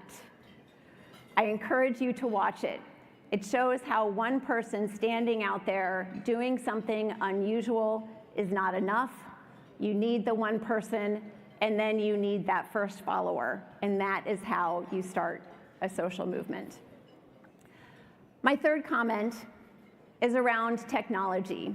William made a windmill from items he found in a garbage pit. Something we see in our work with communities is that innovation does not have to be flashy or intricate, and low technology is often better than no technology. We have seen communities successfully harvest rainwater using a sloped roof and clay pots. We have seen them irrigate with upside-down, reused plastic water bottles. We have seen how basket cooking can be used to reduce the cooking times and limit deforestation. A New York Times article last week entitled "Meet the Climate Hackers of Malawi" acknowledged how farmers are taking charge of their own food security with low technology options, from shading soil with pigeon pea cover and planting vetiver grass to reverting to traditional millet and yams. Another low-tech innovation our volunteers were deeply involved with is that of the Purdue Improved Crop Storage Bags. Those bags are constructed to reduce post-harvest losses. And really, this is an operational innovation that was critical to improving food security in Malawi. And Peace Corps worked with USAID, we worked with the Feed the Future, we worked with implementers and community change makers to distribute, socialize, and test these bags, especially in communities that would not otherwise have been introduced to the intervention. Lastly, I want to talk about the potential of young people. The Peace Corps works closely with youth, both in school and out of school, around the world. As we look to the future and think about how to build on our strengths and expand impact, a key area of focus has to be youth engagement. Today, in more than half the countries in which we work, the median age is 25. In some countries, it is 18. Globally, this is the largest generation of youth in history, 90% of whom are living in low-income countries. The largest generation of youth in history. These young people are seeking opportunities and skills. They crave challenge and fulfillment, and agricultural innovation could be a terrific pathway to purpose for them. Deploying community-centered, behavior change-focused, low technology, and youth-powered agricultural innovation has the potential to disrupt the status quo and to change the narrative in low-income countries. But just like anything in our world, I'm not done quite yet, I'm almost there, but just like anything in our world, we must look holistically and we must work intentionally. So it is really so energizing to see all of you here today, all of these great minds working together to harness the unique characteristics, the ingenuity, the commitment and drive of all of the people in and around, and to really maximize our potential.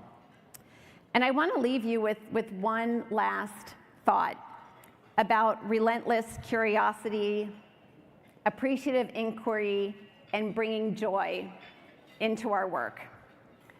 There's a great PSA, a great public service ad from way back when, and it's for the Peace Corps, and it has a glass of water.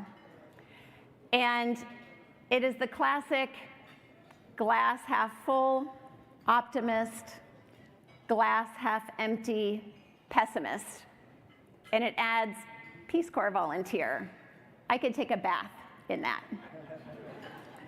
So as we look at what is on the table in front of us, I invite you all to think with radical curiosity and just great energy and drive to see how we can all look at what we have in front of us, figure out how to take a bath in that, figure out how to energize and unleash the potential of young people around the world, and to keep those communities at the center of how we work.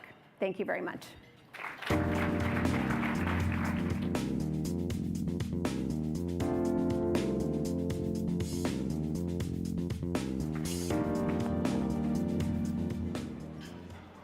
Thank you, Director Spahn, for those inspiring remarks. Next, I will turn the session over to our partners and collaborators at the Foundation for Food and Agriculture Research. We could not have implemented this historic Aim for Climate Summit without the support of FAR. Thank you to the FAR team for your unwavering support and partnership. With that, it is my pleasure to introduce FAR's Executive Director, Dr. Saharamun Chapitan.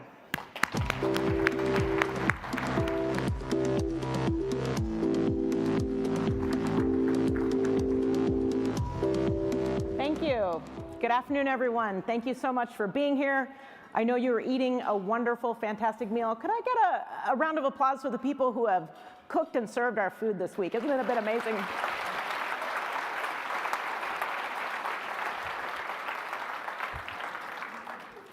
Thank you. I know that you are sitting with your friends and you need to talk about that next collaboration that you are going to build in food and agriculture and climate change. However, we have an impactful program. I would ask you to keep your attention up here. We are going to be brief, but we have great things to say. Some folks have joined us from across the country, and I promise you, we will leave you some time at the end to get back to talking and forming those collaborations. Thank you. I have a few speakers who are going to join me. Jeff Lackner, fourth-generation farmer from South Dakota. He owns and operates Lackner Farms, LLC, with his wife, Myrna, here today, and his son and daughter-in-law. Jeff engages with FAR to ensure farmers have a say in the research. Welcome, Jeff.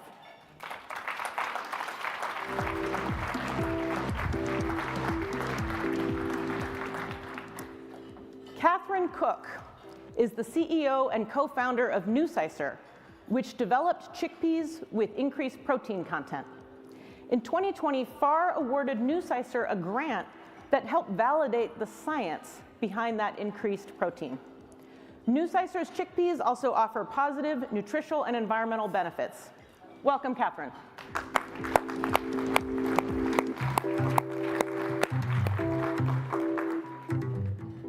Dr. Tim Kurt is the Senior Vice President of Environmental Research for Dairy Management Incorporated, and he's a former member of the FAR team.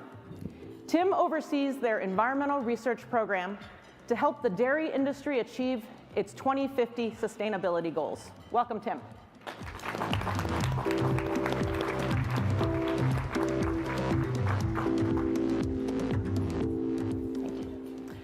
As you just heard, FAR supported the planning and execution of this summit, and that was an incredible honor. I would like to take a moment to thank Secretary Vilsack, Her Excellency Mariam Al-Mary for their leadership. I would like to thank the sponsors and the exhibitors. I would like to thank the whole USDA team, especially Jamie Adams. And I would like to thank the whole FAR team, especially our fantastic events coordinator, Jillian Woodward.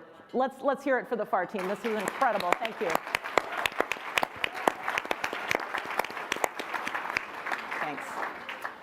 Over the last few days, you likely heard from a FAR partner or grantee at one of the breakout sessions.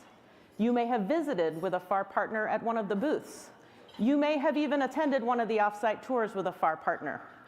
Could I get a show of hands of everyone in the room who has worked with FAR, who's a partner, who's a funder, who's perhaps an advisory committee member, who perhaps has done some peer review with us? You are fantastic. Thank you so much for your partnership. All right. All right. If you could turn your attentions to the screen, we have a very brief video for you. Thank you.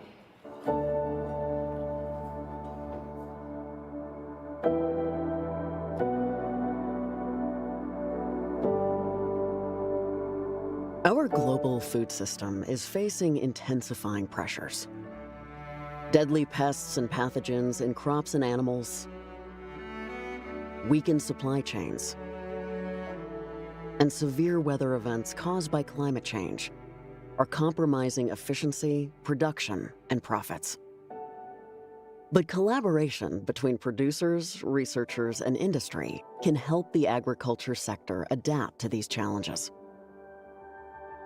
FAR builds public-private partnerships to develop pioneering solutions to big food and agriculture challenges by convening stakeholders, funding research, and investing in the next generation of food and agriculture scientists. FAR maximizes taxpayer investment to fund bold agricultural research, advancing production and profitability while protecting the environment. The fate of our future global food supply depends on the research we fund today. Join us, and together, we'll go far.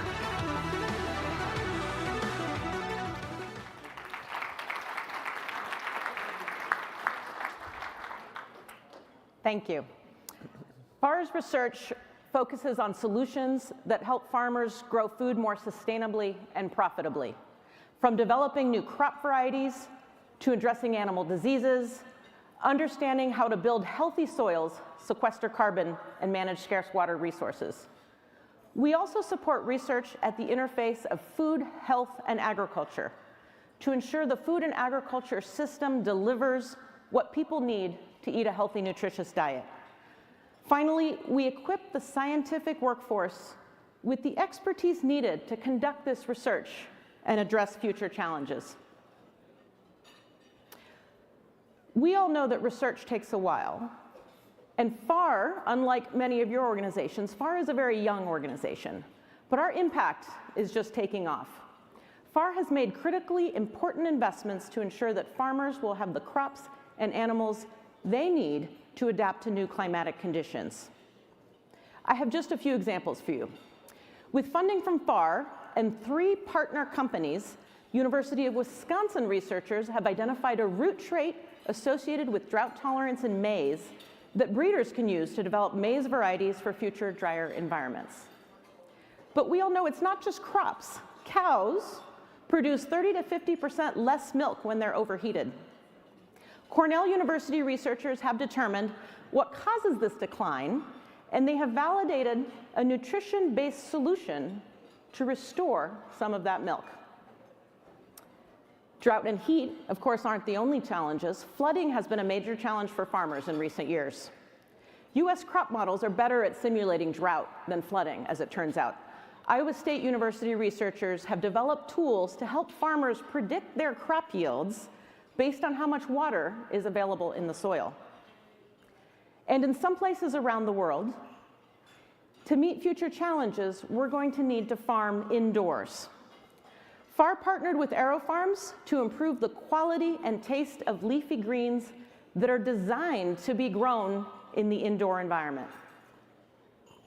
FAR has invested in the Open Team platform, which brings together a variety of decision support tools in one place and in a way that farmers can easily use.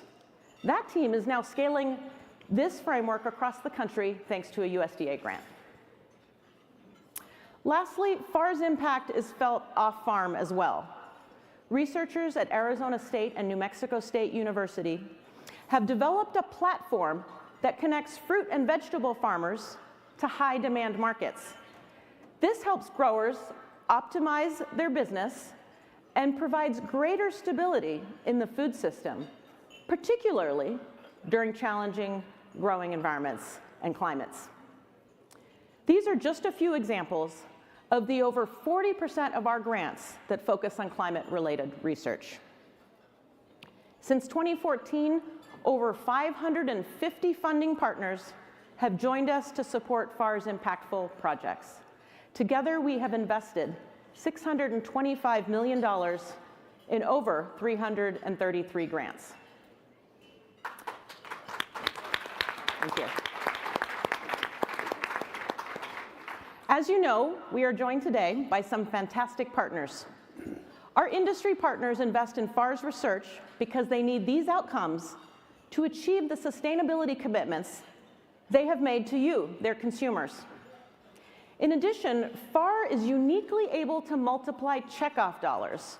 That's the funding that US farmers allocate to directly support research on the crops and animals they grow. To elaborate on how FAR and a checkoff program are helping the agriculture industry reduce greenhouse gas emissions, I am pleased to introduce Dr. Tim Kirk.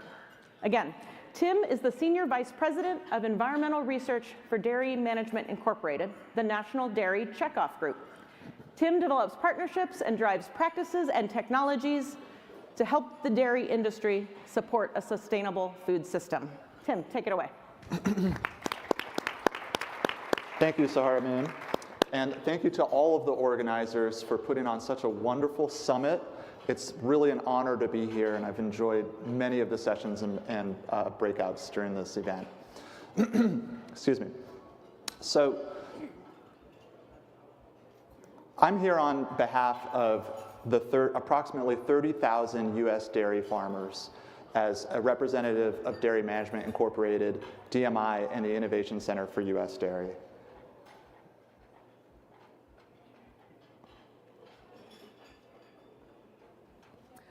I apologize, I'm having a little bit of technical difficulties. Thank you. So FAR is a really important organization for dairy. Between 2007 and 2017, producing a gallon of milk became very much greener. We've reduced our greenhouse gas emissions by about 19% in just that 10-year period and reduced water use by approximately 30%.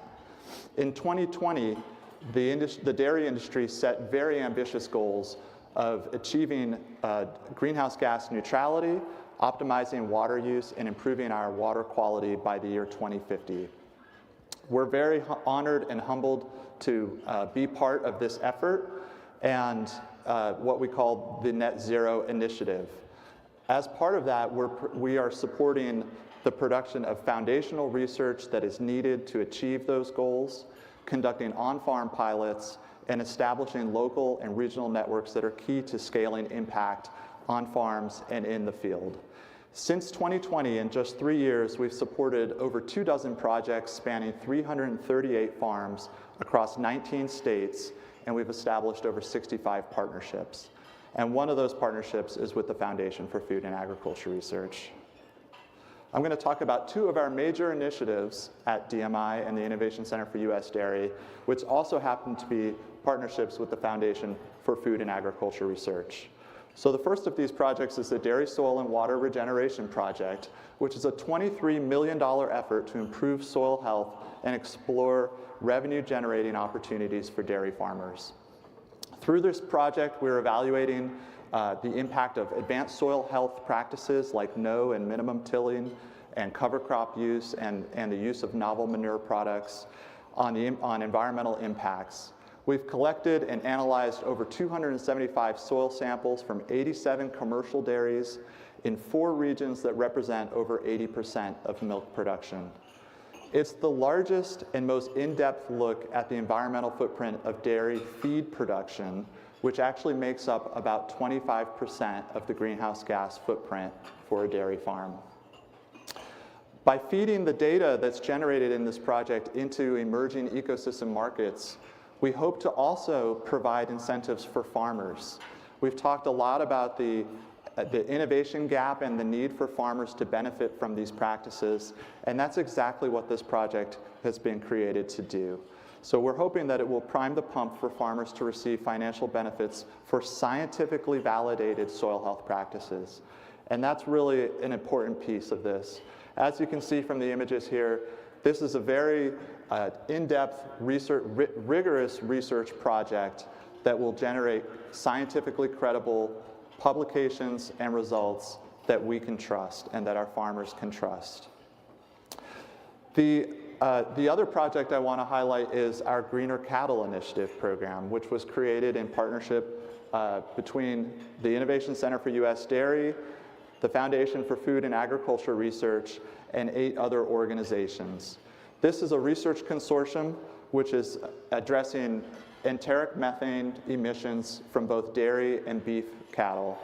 And we know that enteric methane emissions are one of the largest, if not the single largest, contributor to the carbon footprint for beef and dairy food products. So again, extremely important basic research that's being supported through this program. As you can see on this slide, we have several research areas that are being supported, and these have all been identified by, again, multiple speakers at this summit as critical research needs. So we're very excited to be able to support this work and help produce additional options for both dairy and beef farmers. This program launched in 2021 and has recently selected its first projects, and we're very excited to be able to announce those projects in the coming days, so please keep your eye out for those announcements as well.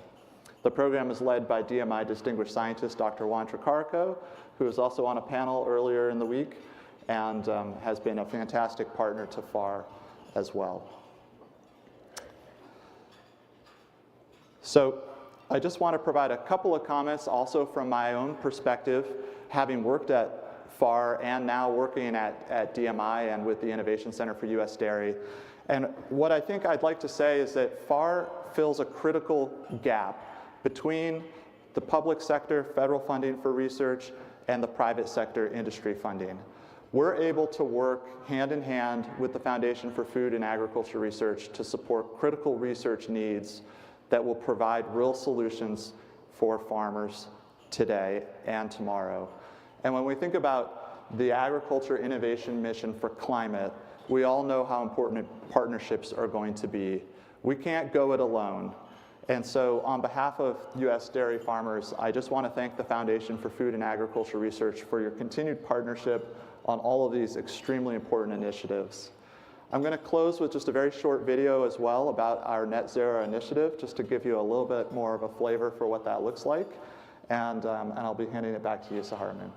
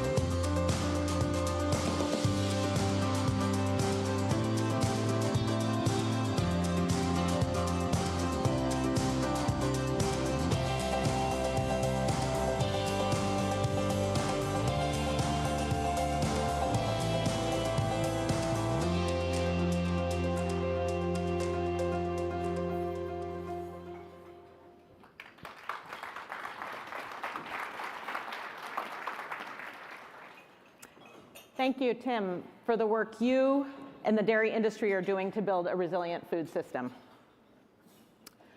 FAR's investments can serve as a critical springboard to launch new technologies on a pathway to commercialization. FAR provides seed funding to advance promising research and accelerate investment in climate-smart agriculture. 92% of FAR grantees in a recent survey noted that they have secured additional funding from a variety of sources during and after receiving FAR's funding. Catherine Cook and her company, Nusicer, are a great example of how a modest research investment at the right time can spur innovation and launch an entrepreneur. Nusicer developed chickpeas with increased protein content and cut the cost of protein production nearly in half. Catherine, thank you for being with us today and sharing the impact of your FAR grant. Thank you. Good afternoon, and thank you for having me today. I'm excited to share my journey working with FAR as a grantee. Since FAR was instrumental in the early days of our company, I'd like to start at the beginning. As a materials engineer, I've always been excited by the idea that food and ingredients are just another set of materials with their own functional, nutritional properties, including flavor and aroma. These properties can be designed at the crop level to create value for growers, food processors, and end consumers, and other stakeholders across the value chain. We've already seen a shift to producing more food on less land, with new crop varieties and improved farm management practices. But ensuring global nutritional security, which is largely dependent on plants, means that we must future-proof our crop system by improving the climate resiliency of these varieties and focusing on nutritional density. And I ask, are we really creating a resilient, sustainable system if the majority of our commercial breeding efforts are actually focused around a small handful of crop systems? Globally, chickpea is actually a primary source of nutrition and protein in areas like India, Africa, and regions of the Middle East. It's also becoming a hero ingredient in Western culture as a result of its functional and nutritional properties. Unfortunately, early domestication thousands of years ago, along with traditional historical breeding efforts, left behind approximately 95% of the genetic diversity that was previously available in the chickpea genus. Professor Douglas Cook, the world's leading expert in chickpea genetics, along with an international team of researchers, embarked on a journey about a decade ago with the mission of bringing back the genetic diversity and restoring it, and created a unique germplasm library by cross-pollinating wild and cultivated species within the chickpea genus. Not only did this unique library show traits that improved climate resilience and agronomic yields, including drought tolerance, heat tolerance, tolerance to acidic soils, but it also, when you create such a high level of genetic diversity, shows variation in nutritional content, including high protein content. And while research is a critical step in development, we must ultimately bring this research and translate it into commercial-ready varieties that the market can use. Professor Cook and I decided to launch Nusicer to bring more affordable, sustainable ingredients to the end consumer and create values for growers and other stakeholders across the supply chain. This is where FAR entered our journey. While we had the background data to show that the traits existed, we needed initial capital to be able to prove the concepts that we had in early varieties. In 2020, we received a grant from FAR with matching funding from Open Philanthropy to focus on increasing protein content in chickpea. The grant allowed us to increase our understanding of the key drivers for high protein content and developed breeding materials with almost double the protein content that you would see in a commercial variety today. This leap in protein creates the opportunity to dramatically reduce the cost of protein ingredients, allows us to reduce our carbon footprint, and opens new opportunities for food and beverage products. The results actually supported us in generating additional capital, and we raised over $11 million with our latest funding round led by Leaps by Bayer. Today, we're scaling our first generation high protein varieties working with growers, milling companies, food processors, and end consumers to create value and drive the requirements that are required at every single stage, all the way down through the breeding program. While our focus started with protein content, now we are looking at our germplasm library to bring forth these climate resilient traits. And ultimately, the future of sustainable agriculture requires a collaborative, resilient system that creates value for all of the stakeholders that are working in it. And it requires us to design our crops to better meet the needs of climate health, human nutrition, and production efficiency. So I'm grateful to have had the opportunity to work with FAR and excited to bring a new set of hero ingredients to market. Thank you.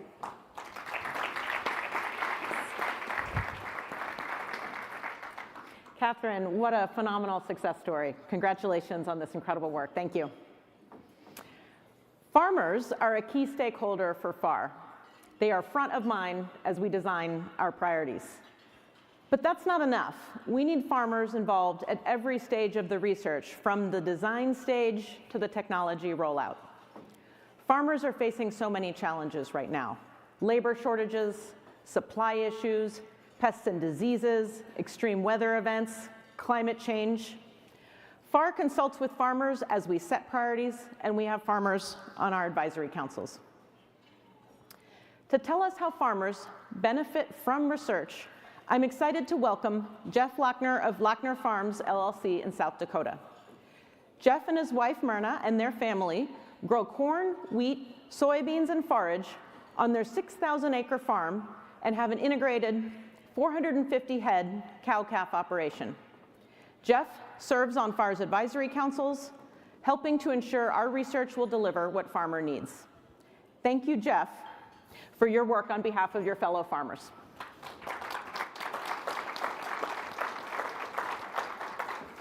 Well, thank you so much, Sahara Moon, and many thanks to FAR, as well as USDA and the Aim for Climate Summit here. Great honor to be here and speak to you today. It's a little bit daunting. I am here representing so many different farmers with all the constituencies we have in this room who work with food and agriculture on nearly every level. It's a little bit of a challenge to to stand here and say my operation or how we conduct our business is representative of all those, but there are some common themes that I do want to touch on a little bit today. On the screen you see the picture of the sunset on the left is right out our back door. So South Dakota is a pretty wide open state in many ways, but we get free sunsets and they are spectacular for the most part. In the upper right corner is a staging area for bees. South Dakota is a huge honey producer and has quite a large number of bee producers. And we're fortunate to have 4 bee yards on our farm. And the staging area you see here is just a collection point, usually in the spring, where the hives are distributed to the farms, including ours, or they're taken usually to the south, to Texas, for winter. So couldn't be more pleased to have such an active bee ecosystem in our part of the world. And finally, on the lower right is that's actually a growing soybean field with 2 types of growing beans on it. Our son decided to propose to his now wife several years ago by using dual hybrid technology with one of our planters. And he was successful after a number of different tries, but I will tell you, when he flew the drone over this field and then presented an iPad for his now spouse to consider the proposal, it was an effective strategy. You can argue technique all you want, which I have with him. So, and my wife Myrna is here, right here, so she would agree. But just an example of some of the things I want to talk about here briefly today. And when I look at the involvement that farms and ranches should have with FAR, or with any of the government agencies, NGOs, private industry partners here today, I think what it really comes down to, whether you're a smallholder or of a different type of operation, I think that for your organizations to ask good questions of food producers is so key to creating the ideas that, in my mind, are the currency of success. We've all heard that expression, and I truly believe it, because when farmers and ranchers who are producers, when they ask better questions of each other or of the firms they're dealing with, such as FAR or any of the groups present here today, the ideas come better and they're a lot more usable and applicable. And so from that, I truly believe that from ideas come research. Those ideas drive the research that's so necessary to be placed into action, to be placed into the hands of those ag producers so they can better themselves and becoming better in our operation with what we do, not only agronomically but business-wise and more sustainably. That has come before getting bigger by every sense of the word. And so we need the research, we need the ideas. The technology will come with those things, but it all fits together. And this is, I think I can speak accurately for a lot of my peers in the farming industry, that we need to have that pipeline full going both ways. I've worked in the past, for an example of how to employ technology from research. I did work in the past with our local cooperative in South Dakota to help develop a mapping program that's now been duplicated many times, but it basically turns your entire field into 13 different zones. And we farm each of those distinctly, basically a field within a field. We have the technology with dual hybrid planters, with variable rate technology for plant food, for crop protection products. It really has been a game changer for us to realize that this is the product of so much GIS research and so much agronomic research to be able to really farm the acre within the acre. I have served, as Sahara Moon pointed out, with a couple different advisory councils for FAR, which I was more than pleased to help with here a few years ago. And it's been a real eye-opener for me, because there are so many great minds with the academics and researchers that serve on the other committees. And I've been very well received, and the dialogue with them has been extremely beneficial for me, and I hope for them as well. That focus, or that research that is being driven from FAR, really provides the initiatives to move toward getting those ideas into research, into more research, and then translating them to success at the farm level for those of us that have to employ that. Another example that really stuck out to me as I was thinking about this is the FAR focus that they have specifically with their Crops of the Future initiative, which I've also served with. And this area, this focus area, is looking at new variants on crops. And actually, Secretary Kerry made reference to this morning about potential new crops that can better withstand warm nighttime temperatures and some other factors that come along with that, as well as possible alternative commercial uses for weeds and the things that are absolutely a scourge to us on the farm. I mean, I know that the research will be coming in time to address those things and give us even more options to work with the ecosystem we have. So these types of research it helps ag producers put tools to work, become more profitable, employ best practices more often, and ultimately be more sustainable. So in conclusion, I would just like to say that FAR is so important to, and it should be important to so many individual ag producers, because the ideas that we have and the ideas that come from those research groups can be translated into research and meaningful research, and then translated into success to produce food for a hungry world. So thank you very much.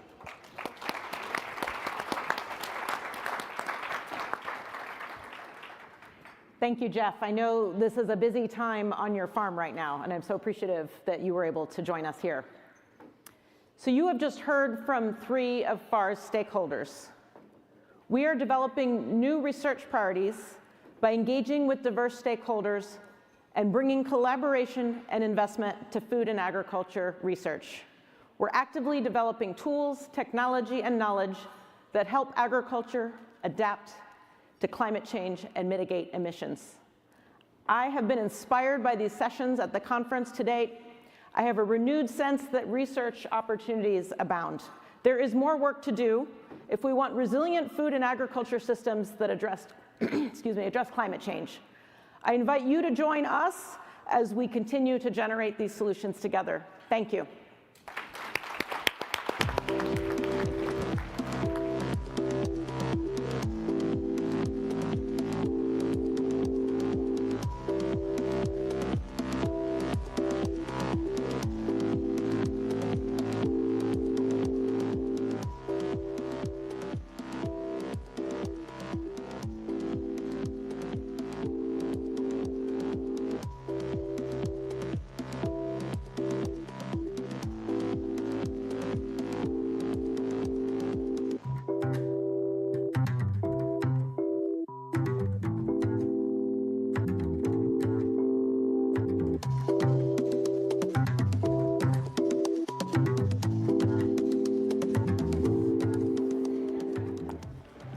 We are blown away by the contributions of all AIM for Climate partners gathered here with us today, both in person and virtually, to shape this historic summit. Today, AIM for Climate is a groundbreaking worldwide coalition of over 500 partners across government, private industry, nonprofits, and academia who are bringing forth ideas, investment, and action towards a shared goal of advancing climate-smart agriculture and food systems innovation. And because of the efforts of our partners, of all of you here, of those joining online, AIM for Climate has increased investment in climate-smart agriculture and food systems innovation to more than $13 billion. In just 3 days, we have had over 1,000, I think it's 1,100 participants join us. We've had high-level meetings bringing together representatives from 43 countries, including 17 ministers. We've had 27 breakout sessions led by partners on topics at the intersection of climate change and global hunger, including climate adaptation and mitigation, smallholder farmers in low and middle-income countries, emerging technologies, agroecological research, finance, water management, food loss and waste, and more. We've even had an interactive exhibit hall. I don't know if you've managed to visit, I hope so. It was organized in collaboration with the SDG2 Advocacy Hub, with 16 exhibits that invited participants to explore, taste, and interact with climate-smart agriculture and food systems innovations in a hands-on, memorable, and we hope inspiring way. For those of you that were able to participate, we had 6 tours led by partners to showcase innovation and action in and around the Washington, D.C. area. The launch of 21 new AIM for Climate innovation sprints we have to mention, each with unique focus on a specific agricultural and food systems challenge. And this brings in our total number of innovation sprints to 51 in just 2 years since the launch of AIM for C. We heard earlier the announcement of the winner of the AIM for Climate Grand Challenge, leveraging the power of AI and machine learning, Agrospace. And just this morning as well, we had the launch of the Innovation Commission on Climate Change, Food Security, and Agriculture by Nobel laureate Dr. Michael Kremer. To our AIM for Climate partners who traveled to join us from around the globe, and to our USDA and FAR organizing teams partnering with us for many months to make this event possible, and to everyone involved in the execution of this historic event, all of our AIM for Climate partners included, thank you. Enjoy the rest of your agenda, safe travels, and until next time, and we hope to see you at COP28. We'll be there waiting for you at COP28. Please come and visit. Thank you. Thank you.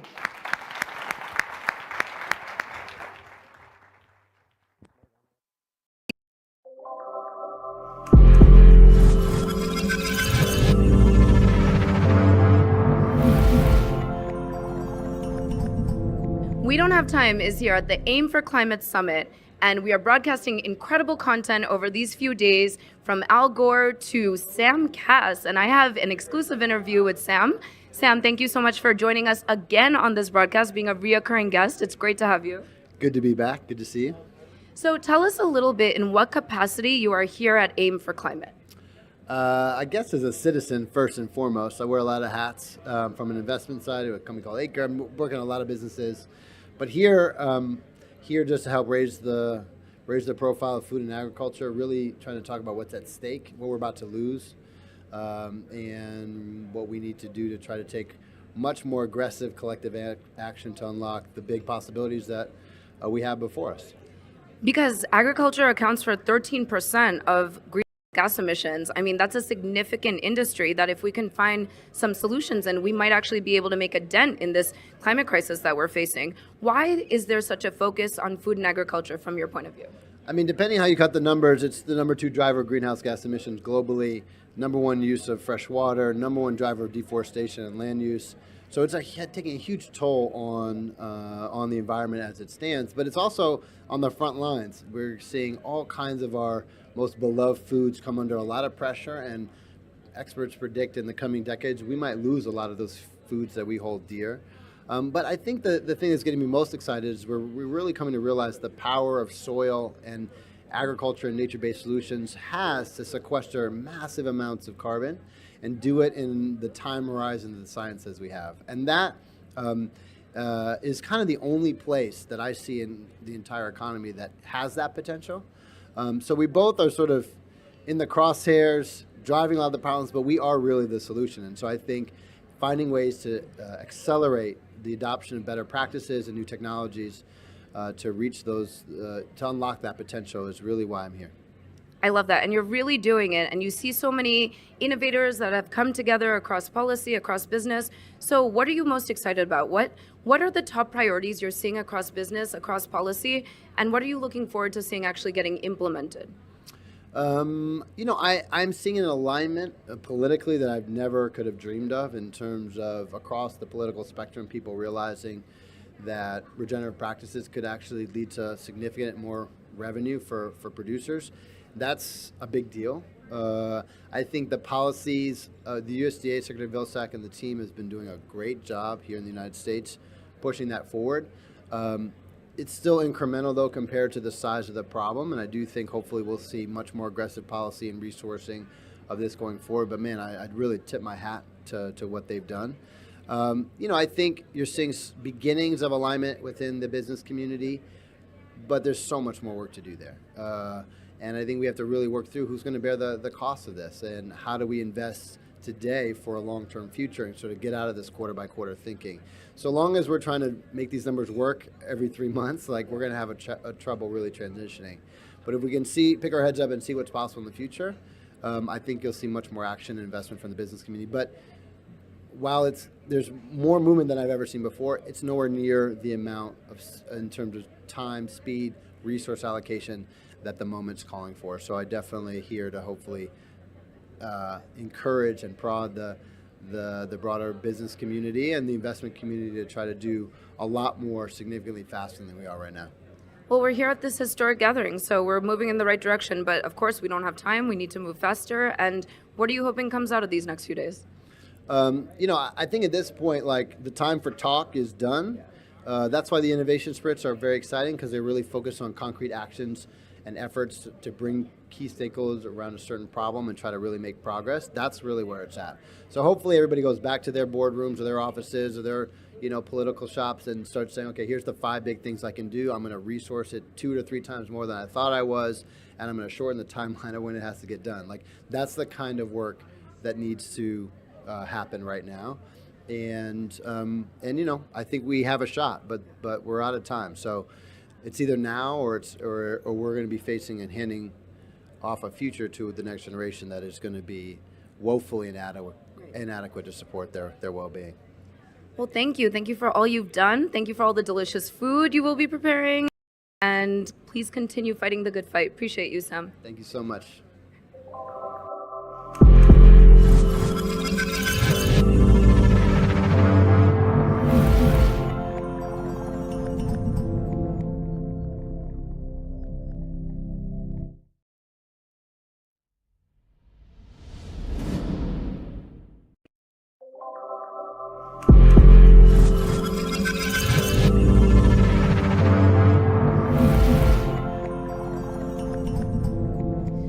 We Don't Have Time is here broadcasting from the Aim for Climate Summit, and we are interviewing one-on-one an array of incredible innovators working in the food and ag space to really see solutions make it to the forefront, make it to commercial viability. I'm so thrilled to have with me somebody that I have revered for quite some time, and to see in person means that we are finally in an era where we can get together again and see some of these solutions through in person. Amy Christensen of Christensen Global, so pleased to have you with us today. Thank you so much for having me here. I'm really excited for this event. So tell us a little bit about, for those who might not know you, a little bit about who you are, what you're working on, and what you're bringing to this event. What attracted you to come here? Thank you so much. It's a pleasure to be here. I have been working on climate change solutions for 30 years.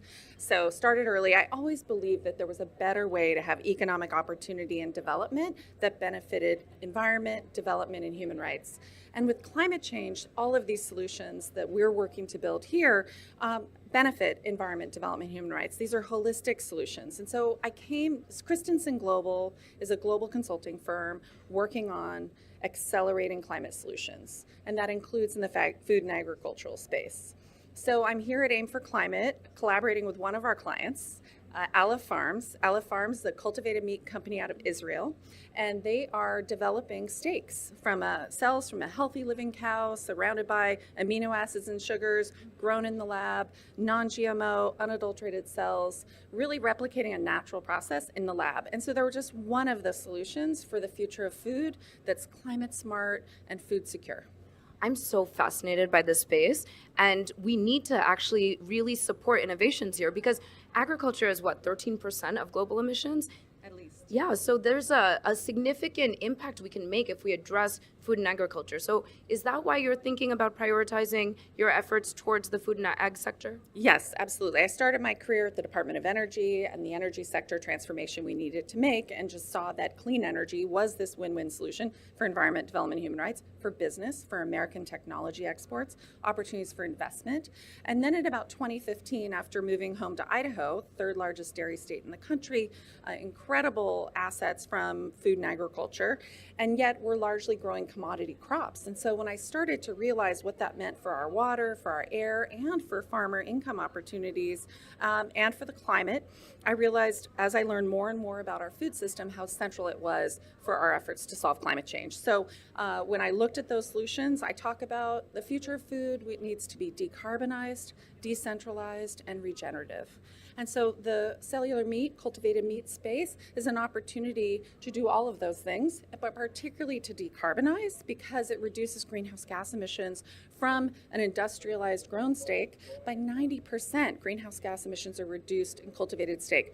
Water use, similar numbers. Land use, similar numbers. So as the world changes, as economic opportunities grow, the reality is in a lot of cultures that means eating more meat. So how do we ensure that that meat is done in a way that we don't burn up the planet and harm our air and our water and our communities? And we need businesses to get the support from policymakers to see these incredible innovations make it to commercial viability. So we are at this conference where business leaders and policymakers are coming together. What should they be focusing on? How can they actually support something like this to make it to market?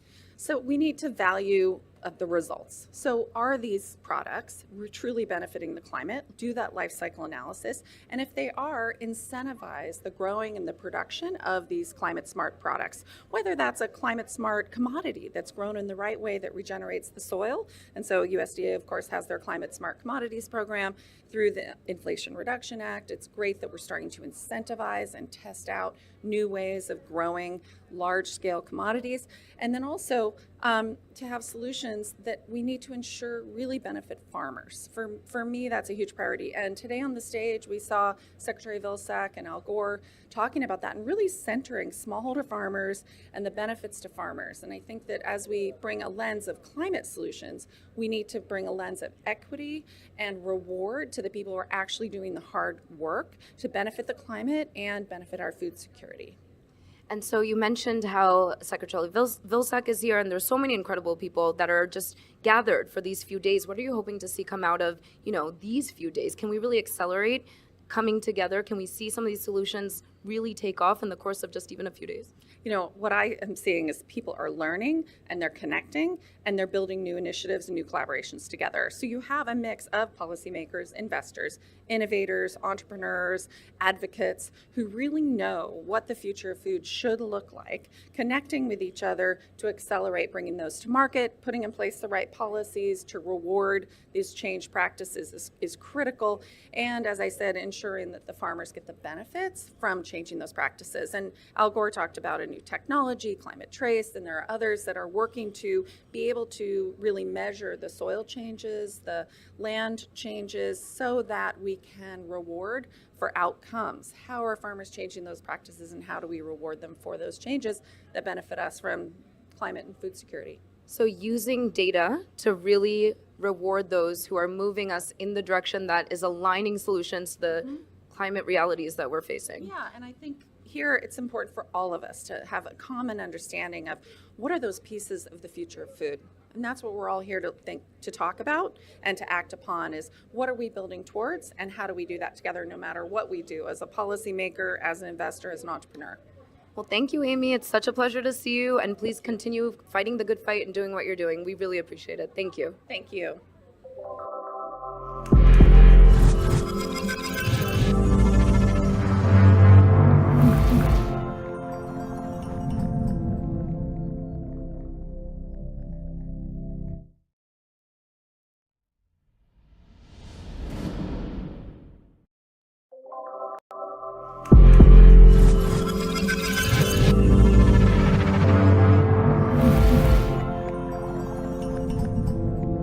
We Don't Have Time is here broadcasting from the Aim for Climate Conference, where innovators from around the world are gathering in Washington, D.C. to support the acceleration of solutions in food and agriculture to contend with the climate crisis.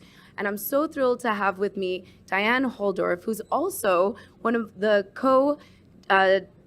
Global Commons Alliance Steering Committee members and now co-chair. Diane, thank you so much for being here and taking the time to chat to me. It is so great to see you, as always. Lovely to finally be able to do it in person, lift what we do together at the Global Commons Alliance into this forum here as well. I love that. So talk a little bit more about that. What various initiatives are you hoping to bring with your presence here? What are you representing, and what drew you to come to Aim for Climate? Aim for Climate is such an important summit because being co-hosted by the UAE and the US, it's a really big milestone moment in these pulse events up to COP28. And COP28 is going to be a very pivotal moment because it's going to have a dedicated food track lifting food systems to the level of the energy dialogues that we need to accelerate as well, but placing them in more equal territory, demonstrating how much food systems both contribute to and need support from action on the climate emergency. So this here today, driving innovation and the types of solutions and the investments that come with that, is going to be very impactful. And we know that agriculture is one of the biggest contributors to greenhouse gases. So if we're going to prioritize where we can actually make an impact, food and agriculture is at the top of the list. How do you feel about the impact that we can make collectively to really address this particular sector? This sector has been underinvested for so long, and yet the solutions are there. We have everything from the ability for soil to sequester carbon, where we can drive action through practices and outcomes that will benefit the farmers and the stewardship of their land, which is of course central to how they manage their business, all the way through to the types of technologies and solutions that we use to track that, into what we need to do to accelerate the resilience and adaptation in agriculture in the face of climate change. They're both at contributors as well as at the forefront of the risks on these types of challenges. So really leaning in, driving innovation, driving investment, driving technology, and using the value chain, the landscapes approach to be able to put these solutions into place and into action. It's going to make a big, big difference. And I really see this year as a turning point in moving from what we want to do into what we are doing. I love that. We're very action-oriented at We Don't Have Time. We're very action-oriented at the Global Commons Alliance. And so we need to move these ideas to implementation stage. Before I get into that, I'm curious how you tie what's happening here towards what we're doing at the Global Commons Alliance too. It's about nature-based solutions. So what is happening in food and ag? That's kind of the low-hanging fruit, right? What are the obvious solutions that we can implement? And then how do we also move more of what's in the pipeline to the forefront to commercial reality as well? So nature-based solutions have been traditionally thought of as these big ecosystems with a big drive on conservation, critically important. Forests, mangroves, the big spaces that we want to protect. But as we extend our thinking on nature-based solutions into working lands, into restoration, that's where agriculture all of a sudden becomes central as a solution. So we start to look at the types of outcomes that increase biodiversity on farm, that increase agroforestry practices, that look to soil health, strengthening, water resilience in the soils, carbon retention in the soils. These things, these practices, the outcomes that they drive are going to have a big, big impact for climate, for nature and biodiversity, for water, and for farmers, for incomes as well. And we have to bring all of those things together. And of course, that's what we're working on together at the Global Commons Alliance. Exactly. See, it's all intertwined at the end of the day. We're all looking for the same outcome, and that's what drew so many innovators here. So what are you hoping to see come out of the conference? We're all gathered in DC for the next few days. What will you be happy to see come out to be implemented and that people can really take away and take back to the work that they're doing wherever they are in the world? One of the things that I was already incredibly impressed by with the kickoff here today is that the US and UAE have already mobilized $13 billion US into investments in the agricultural innovation space. That is a phenomenal over delivery on what they actually promised to do at COP27 leading into COP28. So that means money is flowing. The second is they've announced 21 new sprints, innovation sprints at this session alone, bringing the total to over 50. We've got so much space to further advance that. The fact that we can then start to measure the outcomes, the impact, the hectares, the farmers associated with those innovation sprints and that funding is where I think we're going to start to see real momentum.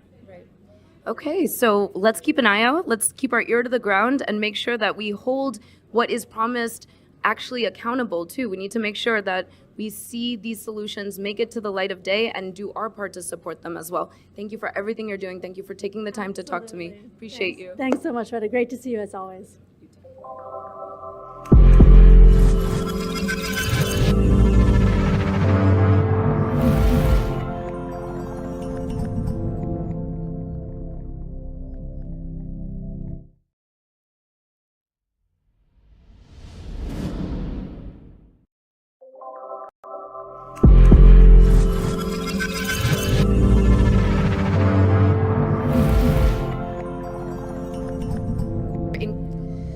We Don't Have Time is here broadcasting from the Aim for Climate Summit, where incredible innovators from around the world are coming together to share ideas and accelerate solutions in food and agriculture, since we know that food and agriculture contributes up to 13% in global greenhouse gas emissions. And we are talking to those who are working directly in this space, coming up with innovative ideas.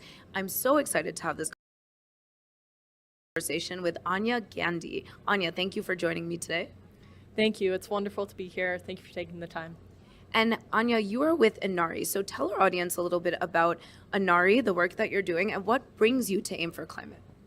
Absolutely. So I work for Inari Agriculture. I lead sustainability there.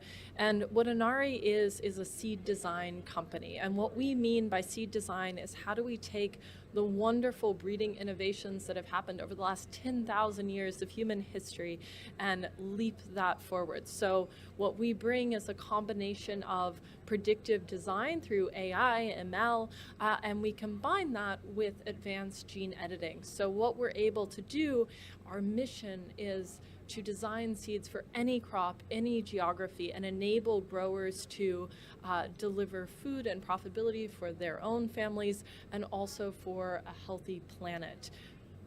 I love that. And we've had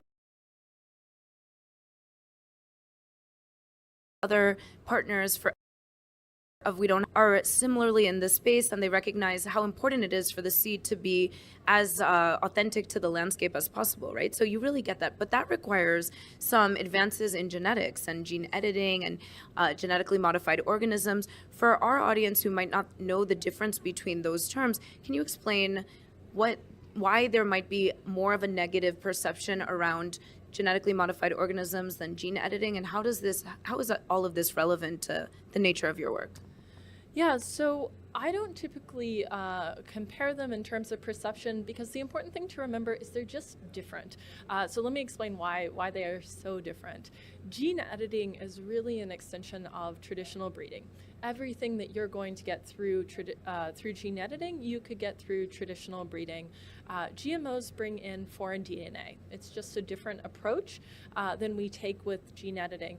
What's really exciting about gene editing is you can actually go out and you can find aspects of a plant's genome, let's say a wheat genome, that is very resilient to drought, perhaps, but that variety hasn't had the same benefits of breeding as other elite varieties. And if you were to grow it, you'd suffer a big yield gap. So what we can do with gene editing, the possibility of gene editing, is to bring more diversity into our food system, literally more genetic diversity, and bring the best traits of all different varieties of wheat, for example, or different varieties of corn and soybeans into the same plant, so we can have the most resilient plant for that geography and for the challenges that the farmer confronts. One of the other big differences is GMO historically focused on resilience to pests and diseases, and we do something very different with gene editing. We're looking at increasing yield through the plant's natural genome, and we're also looking at resource use efficiency. So how do we develop plants that need less water, less fertilizer, and are just all around more resilient?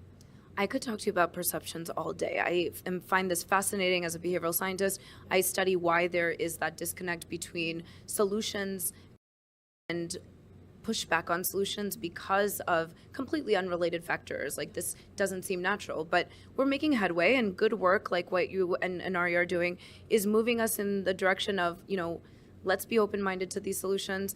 Let's overcome any perceptions that aren't actually accurate that might exist, and let's get these products to commercial viability because we need it. Seed design has a critical role to play, right? This is what I'm hearing from you. So talk to us a little bit about the role that it will play on that solutions landscape as part of the challenges that the food and ag sector face.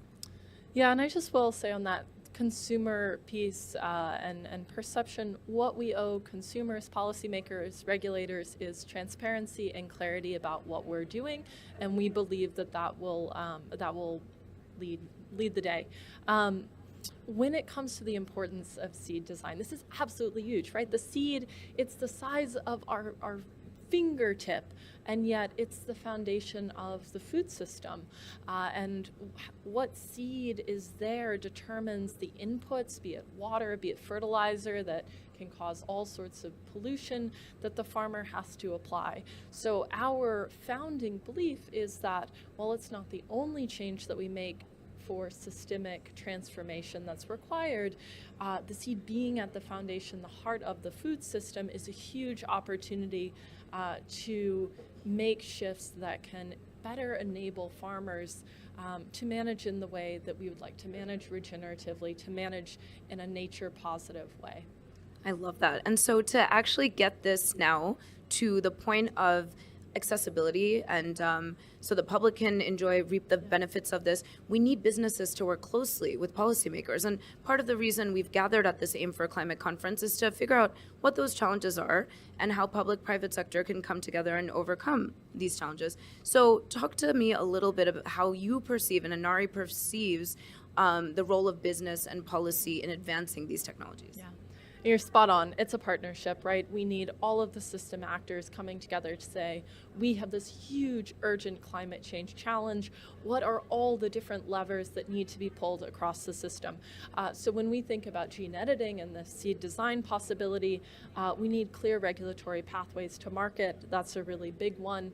Some of the other challenges, and I'm now speaking a little less for Inari specifically, but we are very strong advocates of incentive systems that are appropriate. We need to look at where are resources today and where do they need to be. So a great example is farmers do need to be enabled to make shifts in their management practices. Seeds are a part of that, but they also need financial incentives to make that happen. So how can policy, how can larger businesses up and down the supply chain support farmers in doing that? So are we seeing that happening at Aim for Climate? What are you hoping to see come out of these next few days, and what are you excited about? Yeah, I think absolutely. We're still early in Aim for Climate, but I was really impressed with the session with Vice President Al Gore earlier, and I think what he highlighted so brilliantly is that sustainability, true sustainability, building an agriculture system that's not just net zero, because agriculture can actually be net positive. It can be sequestering carbon dioxide. We can have healthy soil, healthy land, healthy plants and animals, and we should be making that happen. So what's so exciting about that possibility and what it's going to take is a combination of new innovation, which we're seeing huge funding out of the USDA and other public-private collaborations, which is just wonderful, but also taking what we already know how to do and moving that forward and investing in the markets that enable it. So of course, seed design is one piece of that new technology, but Vice President Al Gore, I think, highlighted some other practices that are absolutely the ones that we need. We need agroforestry, we need silvopastures, we need diversity of crops, we need closed-loop integrated systems, and we can be making that happen right now, and then we can be developing seeds that make that even easier. So how do we give farmers the markets that they need to move all sorts of diverse crops off of their farm in a way that's financially sustainable? I love it. I hope in the next few days, and then of course beyond, we are going to come up with some of these answers, and we will check back in with you and Inari soon to see how things are progressing. Thank you so much for joining me today. Thank you so much. This has been wonderful. Thank you for all you're doing.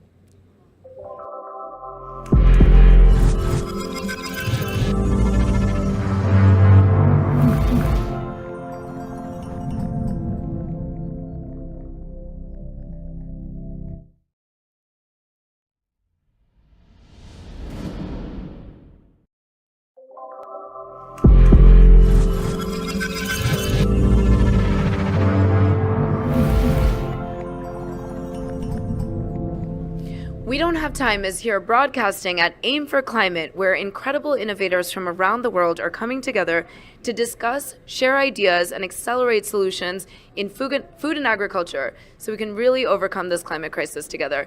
I have with me Julie Dinatelli. She is with FMC Corporation and is the incoming CSO. Julie, it's such a pleasure to have you here. Tell our audience a little bit about FMC and what drew you to the Aim for Climate Summit. So FMC is one of the original founding partners collaborating in this coalition of Aim for Climate. We are very excited to be here representing solutions for farmers, showing how they are a part of climate change as the solution, not the problem. And you're an impressive corporation. You're one of 6 that has been said SBTI has actually verified your net zero 2035 goals. And so tell us a little bit about that. Yeah, so Science-Based Targets Initiative is very important to FMC. We set out a very ambitious goal, 2035. We've been able to have that validated by SBTI. We have a plan in place across the whole company to make that happen and to do our part in decarbonization and to make sure that we're bringing not just great solutions to farmers across the globe, but also taking care of our own greenhouse gas footprint. So not too many companies have a goal that's 2035. The others are more into the services industries, and we're one of the 6, and we're the only one in the manufacturing industry right now. That means you can really inspire others in your sector. You can inspire across sectors. So What are you doing to help other companies that are looking to reach that really high bar that you've set for the industry? What an incredible standard that hopefully other companies are looking to also achieve. Yeah, I think we would tell another company to go for it. Setting goals drives ambition. It brings out collaboration within the company. It brings out collaboration within our partners, because we have our Scope 3 carbon footprint as well, which is our providers of our raw materials and our other companies that bring us solutions to FMC.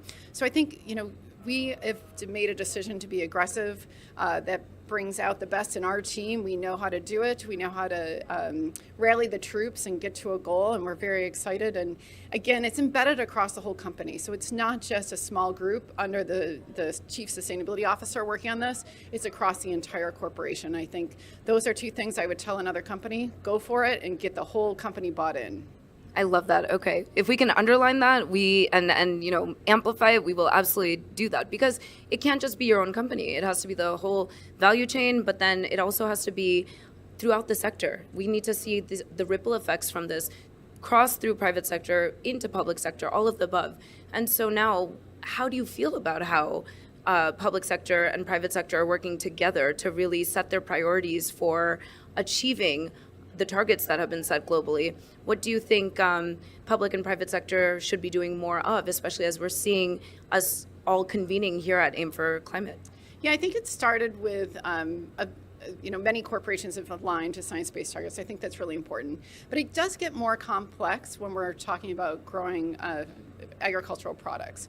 And even though that's not our initial Scope 1, 2, and 3, we are an input company. We help farmers with their crops and protect those crops. If we didn't do that, people across the globe would starve. But we also want to help with activities related to climate smart agriculture or regenerative agriculture. And so we are really developing our pipeline of solutions to make sure that every time we come out with another crop protection product, it's more sustainable than what's on the market today. So it goes beyond just our own house, because we're such an important part of the agricultural value chain, whether it's food, fiber, fuel, or feed.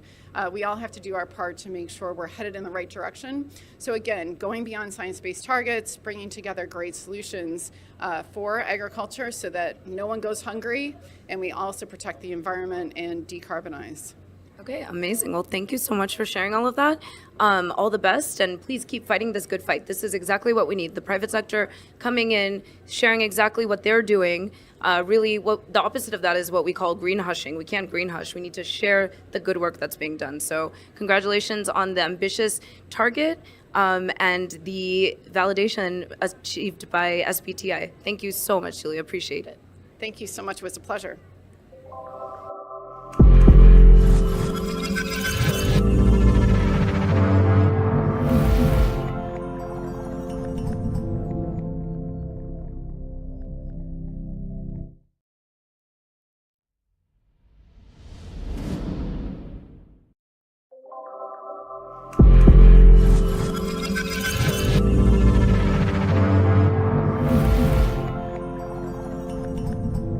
We Don't Have Time is broadcasting from the Aim for Climate Summit, and we have some incredible leaders from private sector and public sector that have come together to share their ideas and accelerate solutions to the impacts of climate, particularly in the food and agricultural sector.